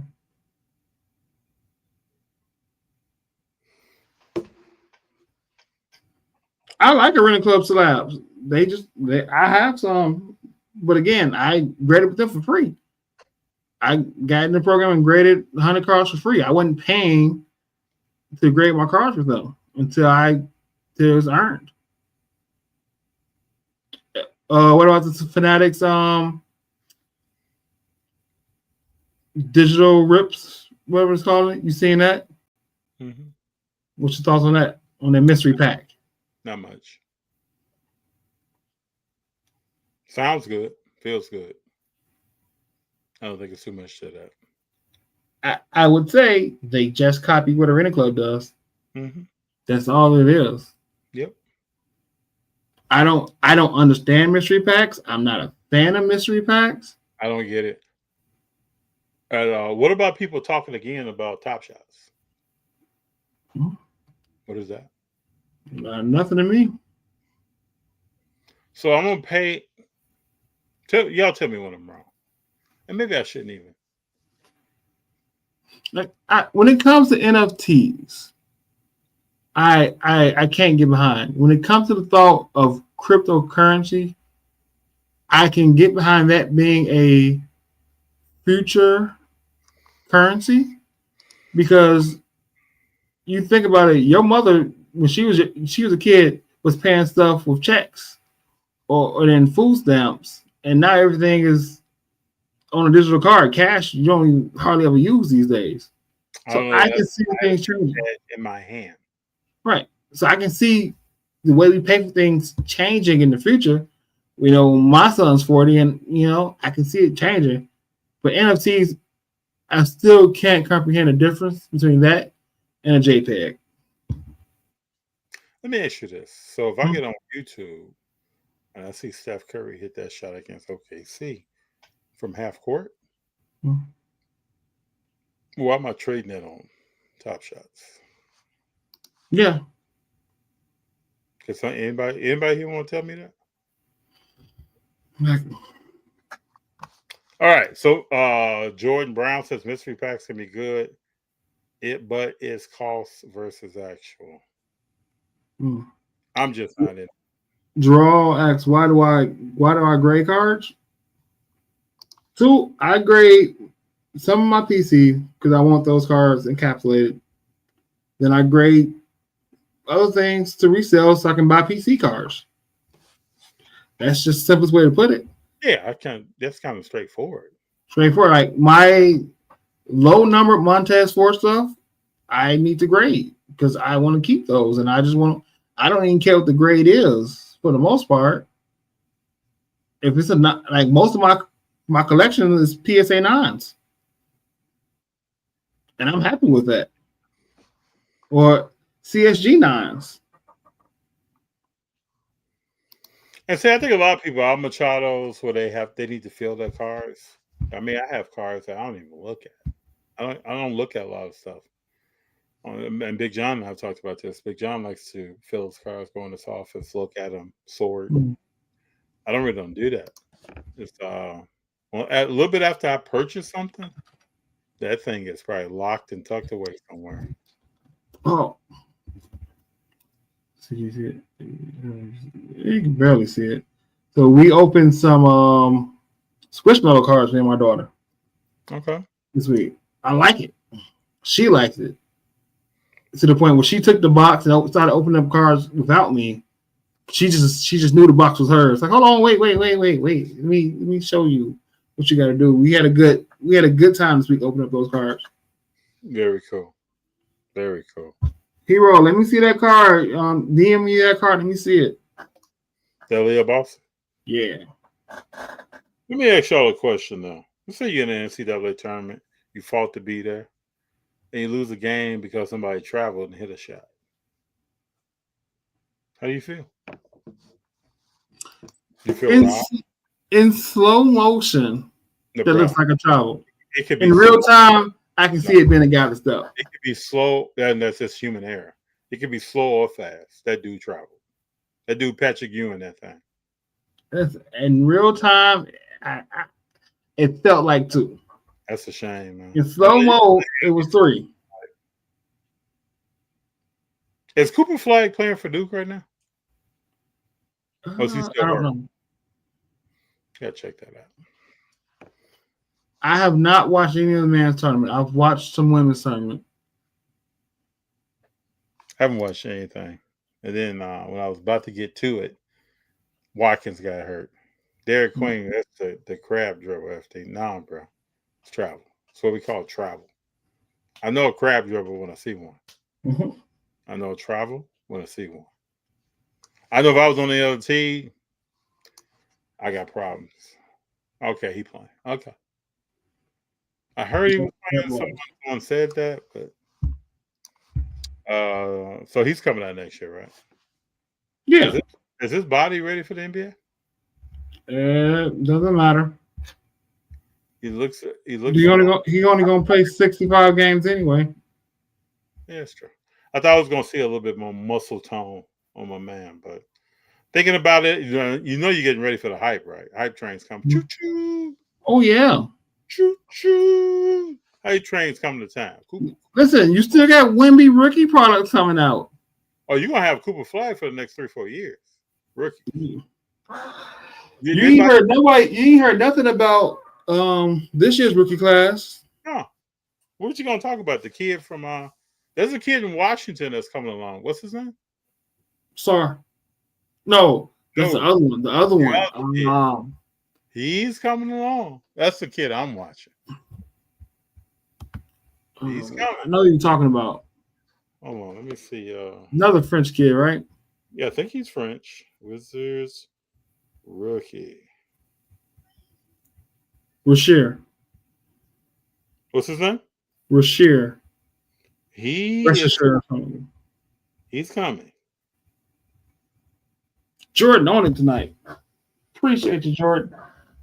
Look at Jordan coming through. Rasheer. Okay.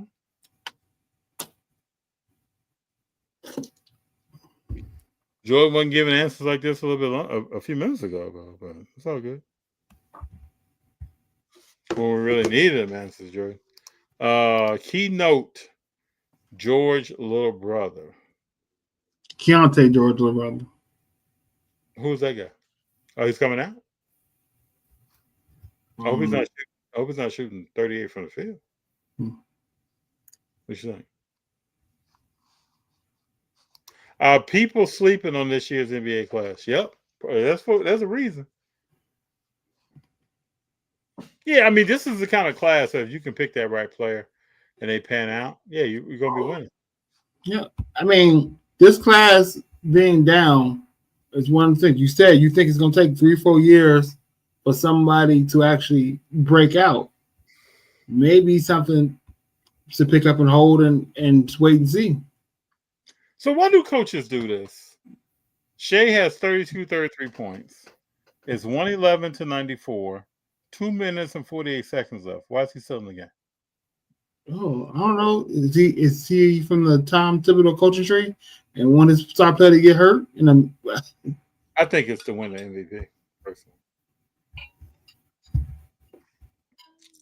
There's no point for him to be in that game. I don't say don't be greedy, give to the needy.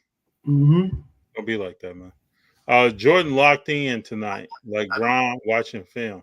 Jordan is locked in. He is. He's coming with it. I am. You just missing my comments. I'm not, Jordan. You know I'm not missing your comments, man. You didn't type them. You know that. Come on, Jordan. I can't wait to see you at the next show too. You got to tell me what's the next show you're going to. They try to come out.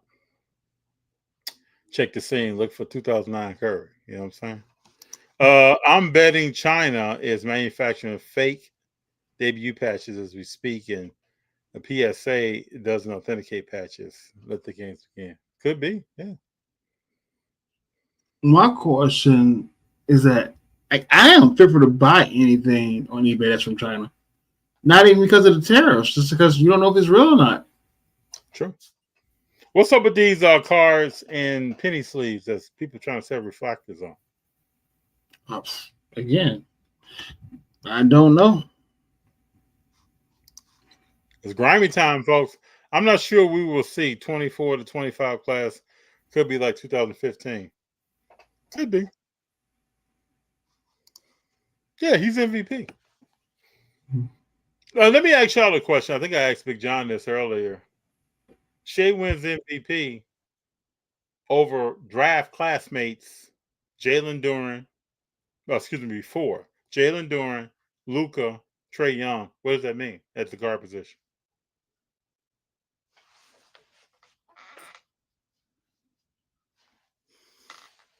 Who would you rather have on your team, Big Jon? Shea or Luka Doncic? Shea. Oh, why do people think that's not the case, though? It amazes me when I talk to people and they're like, "Oh no, no, I'm going with Luka." Like, What are you talking about? Luka's like that player that everybody in the room knows something, but nobody says it. Let's let it play out. I would rather have Shea because the brand of basketball is a brand of basketball that I like to play and like to watch. What brand of basketball is Luka Doncic? Luka is ISO. ISO and no on the defensive end. Look, there's not much difference between Luka and James Harden. James Harden is probably a better scorer. That's a cool one. No, there isn't. You're absolutely right. Luka Doncic, man. Shea is closer. I am taking Shea over. Come to Grizzly. Go ahead, Big Jon. Shea is closer to like the Tatums. He has a smoother game. And I'm not saying Luka's offensive game isn't bad. It's just a lot of standing and watching. Also, early LeBron teams. It's a lot of standing and watching you be great on the offensive side of the ball. Also, with Luka, just like Harden, you're not winning the championship playing that way. Mm-hmm. It's not happening. It looked good, it feels good, smells good, but it still is not good. What if SGA don't win MVP and don't even make the finals? That was just Luka slander, Machado. Machado, what's up? What was the slander? Luka, I'll slander. You're going to find yourself, if you're a Luka fan, cheering for someone that never wins a championship. Then that Patrick Ewing, Charles Barkley, Karl Malone, and John Scott. They went to the finals with Luka. He gets credit for going to the finals. Yes, then he got his ass. And when have you ever seen a team star player go to the finals and get traded 6 months later? When have you ever seen a team star player go to the finals and foul out of a game? Not even foul out of a game, get traded later. When you see him go to the finals and get traded 6 months later. And then the team says he's doing stuff to be detrimental to himself 5 years from now. You know, there are rumors that this guy's an alcoholic. That's what people won't say. I would tell you this. Pat Riley was punishing Jimmy Butler, but not winning the championship the 2 times he went. This is what solved the whole relationship. They not out of control. It's not out of control. How's a horrible take? When have you ever seen that happen? That your star player, the face of your team, your number one go-to person, take you to the finals first time, and then you trade him the year after.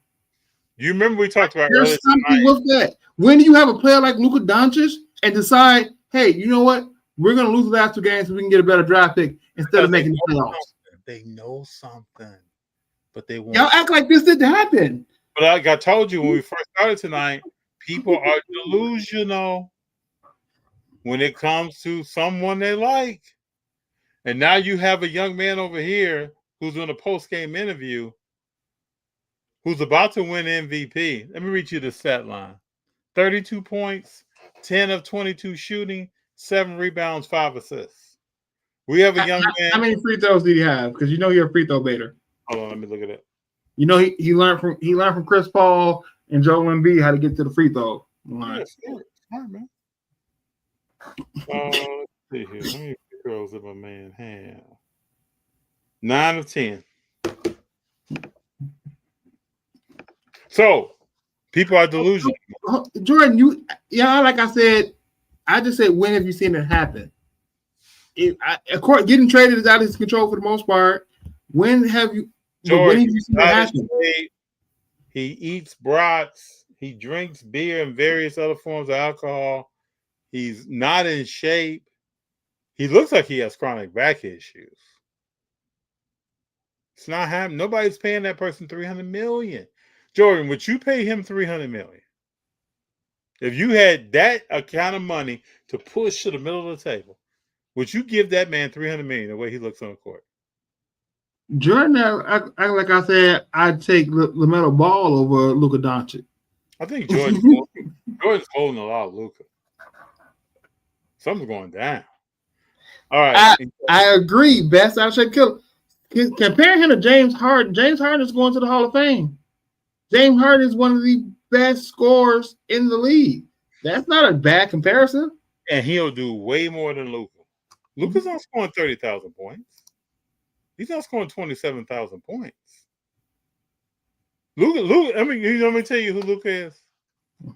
You want to hear this, people? Yeah. Hey, Jordan, chew on this. Luka is going to be Mike Trout.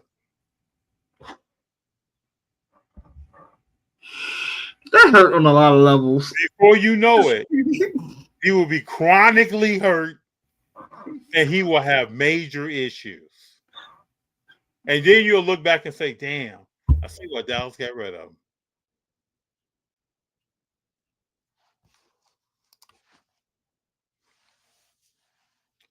Doncic put up numbers.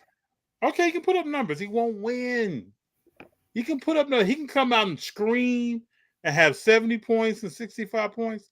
He will not win when it matters because he's going to have to play defense. It's not going to happen. I appreciate people being blind to who this dude. If anybody else played like this guy, you'd be like, what's going on here? What's happening here?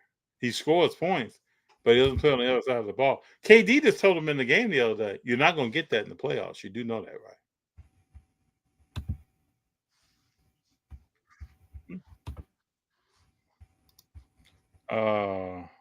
What's bad? We talk about scoring, right? Yep. Dude, it wasn't even an all-star this year. What's your take on Trout career or A-Rod's career? You talk about scoring in the NBA. James Harden is 14, right? Mm-hmm. But I'm gonna ask you this: is Carmelo Anthony, Moses Malone, Dirk Nowitzki better than Hakeem Olajuwon? I don't think so. But they score more. Are they better than Tim Duncan? Are they better than Tim Duncan? Because they all scored more points than they all scored more points than them. Yeah, now count rings up. This is how it goes, and we also know we're in a scoring league. So, I'll take A-Rod's career. Yeah, I'll take A-Rod's career. Trout is done, people. Unless he comes out this year and shows something, he's about done. If he gets hurt sliding in a second, he's done. I'm gonna put a post up when I get on. Luka and Mike Trout. All right, the Trout thing, and man, it's just you could have go to anything you want. Better. It's like you saw a kite take flight and then just crash into the ground. Everybody was talking about Mike Trout. 3-time MVP, doing all kinds of stuff before the age of 25. Mm-hmm. And then, but people said I was hating, and I was wrong. 2 years ago, when I was saying Mookie Betts is a better player than Mike Trout, he's much better. I'm just saying, much better. And his resume already shows it. Why does his cards on compliant? Because you've been told that he's the best. And that's why his cards don't decline, because you've been told he's the best, he's the best, he's the best, he's the best. Who else? You didn't look at production. In baseball, we don't look at playoff success. That's what we look at. It's the only sport where we don't consider playoff success how good you are.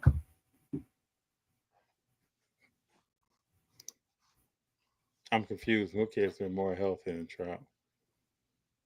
Mookie's also a 5'2" player that can play every position on the diamond besides pitcher and catcher. But Jordan, who's responsible for one's health?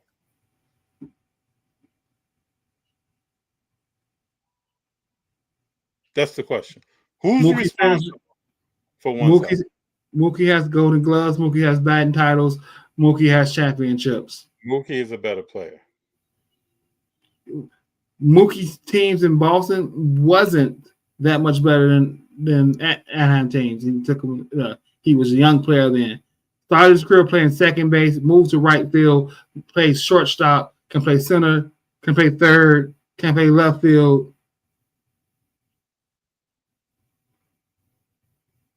To one of the fastest players out from the warning track at third base on a rope.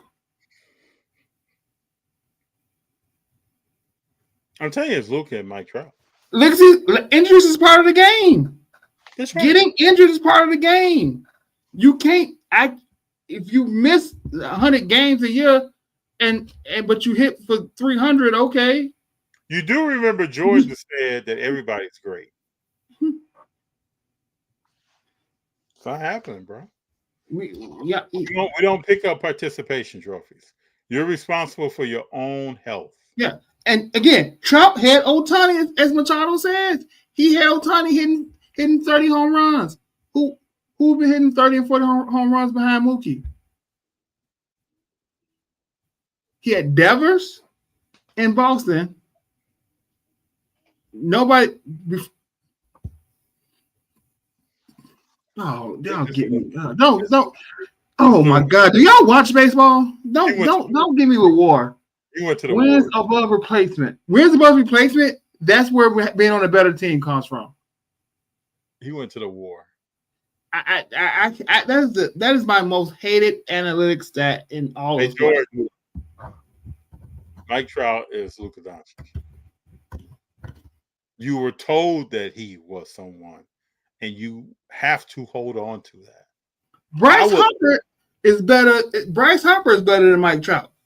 Yes, and there was a time that he wasn't. Yes. His war is like that because he plays on Anaheim. Anaheim can't win. They couldn't win games with him and Ohtani. You think they can win games without him? Jordan's crashing out. Jordan's crashing out right now. If you got to lose it, he has a losing record as an Anaheim Angel. So if you take the best player off the team, you think this team is still going to win. Of course, his wins above the is going to be high. He's crashing out. Look at Jordan. Jordan is probably pacing the floor right now. I can't believe this. Jordan, I ain't trying to convince you. I'm just saying, Jordan. Jordan is like Rick James. Make it make sense. On his own couch. He's upset right now. If you're the best player on a losing team, if I take you off the team, do you expect the team to get better? I'm just saying.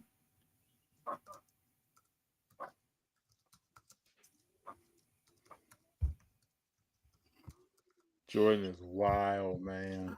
Yeah, I'm gaslighting you with that, but yeah. Harper is taking lesser teams to the playoffs. Harper is a great hitter. He can also play first base. He also is not as injury prone. He also has played through his injuries. I'm sorry.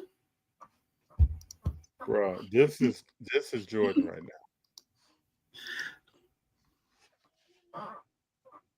This is Jordan. Wow. Does anybody really realistically think that Mike Trout is still the best player in baseball? Dude, this is Jordan. Nobody's thinking that. And how far behind Ohtani do you think he is? And you telling me great players who are 5'2" players who play multiple positions who have been healthy. Oh, man, I haven't laughed this hard in here. You are like I said, Acuna is better than Trout. I see you crashing out over that. If I say Ronald Acuna Jr. is better than Trout, they both had the same amount of injuries. Tell you, man, Jordan is not having it, dude. Jordan be making me defend my takes, and I don't appreciate that because that makes sound sense to me. Tell you, man. He's Luka Doncic, man. Jordan, okay, just tell me this, Jordan. Do you think if you take the best player off of the losing team, that team is still going to win? Ooh, baby. He couldn't win with Ohtani hitting behind him. Jordan, you crack me up, man. Yeah, like I said, Aaron Judge is better than Ohtani, better than Mike Trout. Oh boy. WAR is an overrated stat, in my opinion. Dude, everybody knows that. It's an overrated stat. Man, I think it's crazy, dude. It's something they came up with to justify paying the amount of money they're paying people. But if you are on a losing team, you're the best player, of course you're going to be worth more wins than the person that's worse than you at your position. Jordan has somebody else in his family typing in right now, and he's still swinging, man. Tell him I said this, Cap. You know, I'm gonna have to reach out to some people in the baseball community to come over here so we can talk some baseball. I'm gonna have to because I maybe I don't know what I know. Man, I know that if you take the best player off a losing team, the team ain't gonna win more. Especially when they don't pay anybody else but you. They got Anthony Rendon is stealing money from the Anaheim Angels. Okay? Stealing money. Jordan, when did you become such a Trout fan? When did you just put the blinders on, bro? When did you just say injuries are not his fault, it just happened? WAR is the only retort to the injury. But somebody tell me, am I wrong? If you take the best player off a team, do you expect the person behind them to give you more wins? Especially if you are a losing team. Who does WAR? WAR is wins against replacement. Yeah, I got that. But who does it retort rings for? So in baseball, because baseball is such a team sport, and you don't necessarily count wins when you talk about people's greatness. But tell me a player. Use WAR as a replacement for that. But I want Jordan to tell me what player does that apply to? Mike Trout. I'm throwing rings. Okay, Mike Trout. That's one. Give me two more. I'm not even talking about Mookie's ring.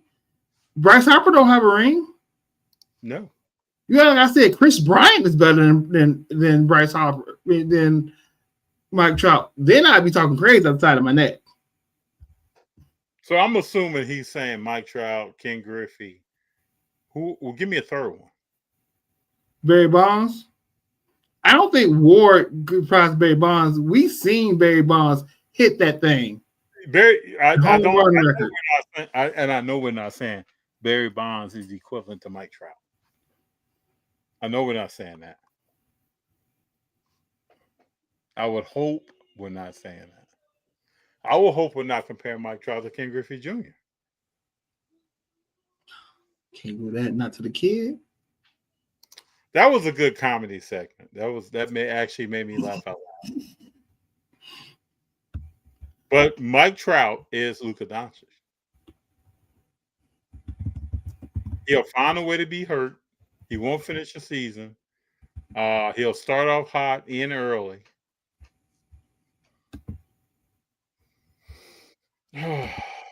But we love Luka, man. Every time we bring Luka up, man, people get hot. Next time Jordan come on, I'm not gonna say nothing. I'm just gonna sit quiet. I still haven't heard him name players though. He named Barry Bonds, and who I'm gonna know who else. I start naming. Who else does WAR throw rings out the window? I love it though. I love it. That's why we had that good banter back and forth. That was hilarious though to me.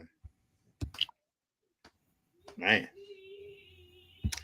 Well, at least we know people love Mike Trout and love Luka. I don't like how in baseball that on base percentage doesn't mean anything anymore. Or strike it out 100 times is good. The Philadelphia Phillies have Kyle Schwarber as their leadoff hitter because you know what he does better than most people?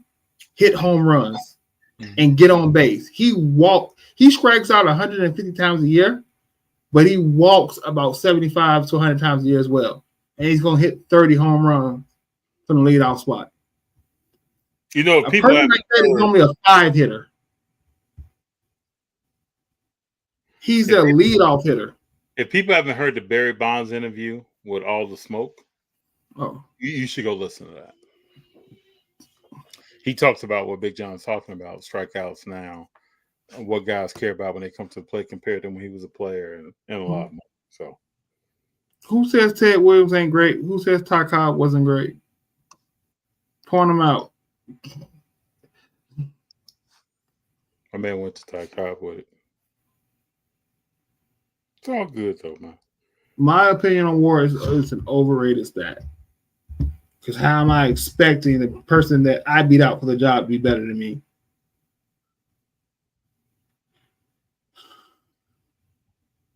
Oh well, I just saw an interview with Cameron Brick, where she said since she tore her ACL, she's having to relearn a bunch. Mm-hmm. That's interesting. A woman of her size. That's interesting. Might be the same for JuJu. Because her game is move, stop, pop. And, we'll see. That's just some of the stuff I think about with Shea. Shea's entire game is driving downhill, stop, and doing all kinds of stuff off of that. Compared to a Kuminga who is just going to go downhill to the baseline. He'll take you all the way there and then try to pass out in midair. Do we take away cork bat home runs? Who had a cork bat? Sammy Sosa? No, he was steroids. Cork bat. I was thinking about Sammy Sosa and George Brett.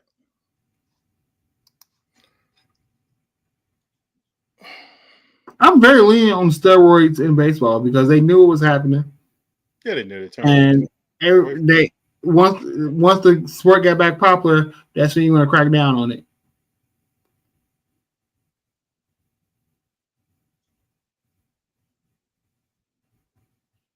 So Jimmy Butler, as soon as the game was over, went straight to the locker room. Mm-hmm.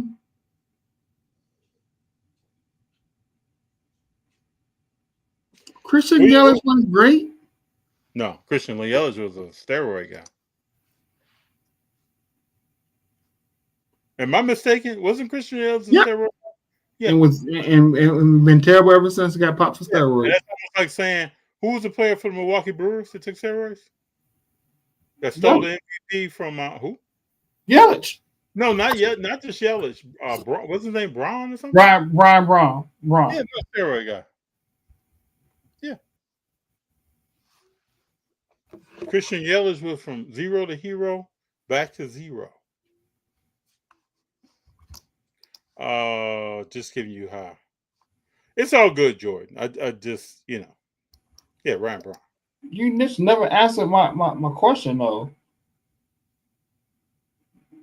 Is you take the best player off of a losing team, do you expect the team to have more wins? That's my question.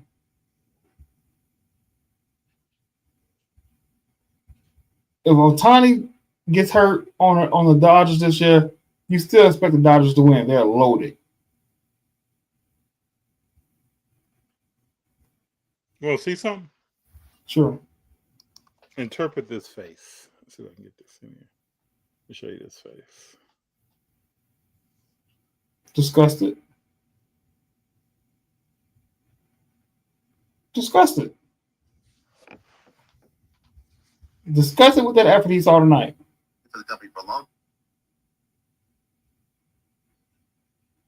Steph is like, I just can't get this shit to the knee. Just get me there. Whoo, man. It was the worst game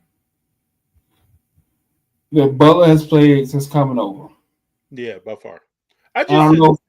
I don't know if it was emotion. I don't know if it was game plan, but I'm not happy. I like effort. I don't care if it. Yeah. I don't say care if they lost if they had effort. Yeah. I know that they were missing shots, but there wasn't effort. If that makes sense. Yeah, it makes sense.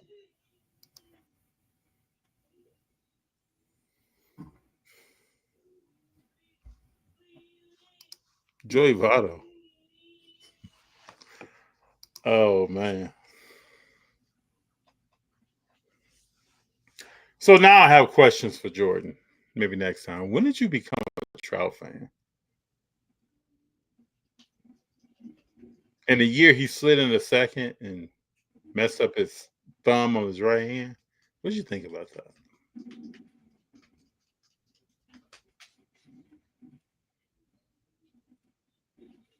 Dude did some amazing things up front.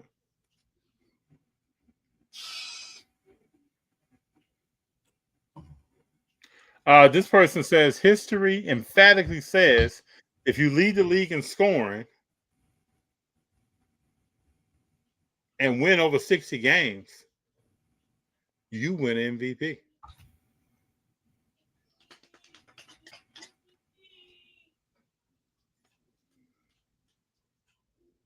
We shall see. Because they want to give the Joker so bad. This is just like the Defensive Player of the Year award. You were told all year it was going to be Wemby this year. Before the season started, Wemby could win Defensive Player of the Year. Then he got hurt. Now, well, maybe Mobley. Or maybe Draymond. Or maybe the rookie from Atlanta now. Mm-hmm. But if you, because you wasn't watching the games, you had your agenda set at the beginning of the year that Shea was going to win MVP. The agenda was set to project. You ain't actually watched the game to really understand why he deserves MVP. Mm-hmm. The year last year when Joker lost, he should have been MVP and MB shouldn't have won it. My opinion. I got you. But if you watch the game, watch OKC play. They play a good brand of basketball. He is the leader of the team. You know, I thought Embiid should have won because when they play head to head, Joker could do nothing with them. Yeah. 0. But Jordan, I don't know. But the win-loss record didn't matter. I don't know if I would still consider Mike Trout greatness. I don't know if I do that. I respect you if you do. Dyson Daniels. Yeah, league leader in steals. Over 200 steals. Hasn't been done since 40 years or so. Something crazy. Hey, Big Jon, it's been great being here, man. I've looked forward to this all day. I still have energy right now. I see that. You're good. I am good right now. And I'll tell y'all this. So for 7 days, I've decided to eat nothing but vegan food. I'm in my day 2. I hope that goes well for you. I love that for you. It's going well, man. I've only had to change a few things. I was eating eggs for breakfast, and I would eat some Beyond Meat. I took all that out, put other stuff in. You enjoy you. I love that for you. For me, I'm gonna get Big Jon with me for at least 3 days. We still get some pancakes and bacon on the griddle in the morning. Cool. But I'm happy for you. I feel great. Got my little H2O here. Ready to go. I tell you the one thing that I have done differently in the last 2 weeks. I stopped drinking energy drinks. Yo, please, Big Jon. Please. I stopped. I did do that. So that is the health change I've changed. Thank you. I appreciate that. I love my co-hosts. I want you to leave all getting more water, getting more juice. Yes. Just 1 or 2 two caffeinated beverages. Yes. Keep my sanity, but no more Kickstarters. Emos. I've thought about it. I haven't gone there yet. I may try that. I know you got to watch how much CMOS you consuming, but I need to read up more on that. Live stream excellence, Brendan. I appreciate it. We're rolling. What do I have here? Dr. CB, yes. And if you know Nip, yes. I've read up on him. I was just looking at a young lady tonight who said she switched up some of her husband's diet in about a week or two and greatly reduced and then eliminated his intake of insulin for diabetes. That's a bunch of stuff we can do, people. Every time you eat, think about you take meds basically with your food, and what does that do for you? We got Jordan saying, "Ha, no more bacon, baby." Let's go, FD. Substance is what I need. I'll stop the doctor. There we go. There we go. Let's check in with each other. We need to have more of these conversations. Yeah, let's get that Dr. Pepper out of there. And if you think about a 12-ounce soda, it's 36 grams of sugar. You knock back a couple of those. Oh, but also, my fried rice game is amazing right now. It looks good. I've seen pictures. I've been killing it. Looks good. That's not disrespect. Have you seen what Sasser's been doing with Detroit? He's been balling. I like him as a player, man. Just something about since he was a rookie, I like him as a player. I think he's special. We'll see. How long is Jalen Duran just gonna catch alley oops? I guess he said DeAndre Jordan made a career out of it. DeAndre Jordan, Capella. It's some money to be made in just being the dunker. I just want to see Duran pop. Give me a 10-foot jumper. I guess he said he can make millions without that. Jaden Ivey was in practice jogging. That's good.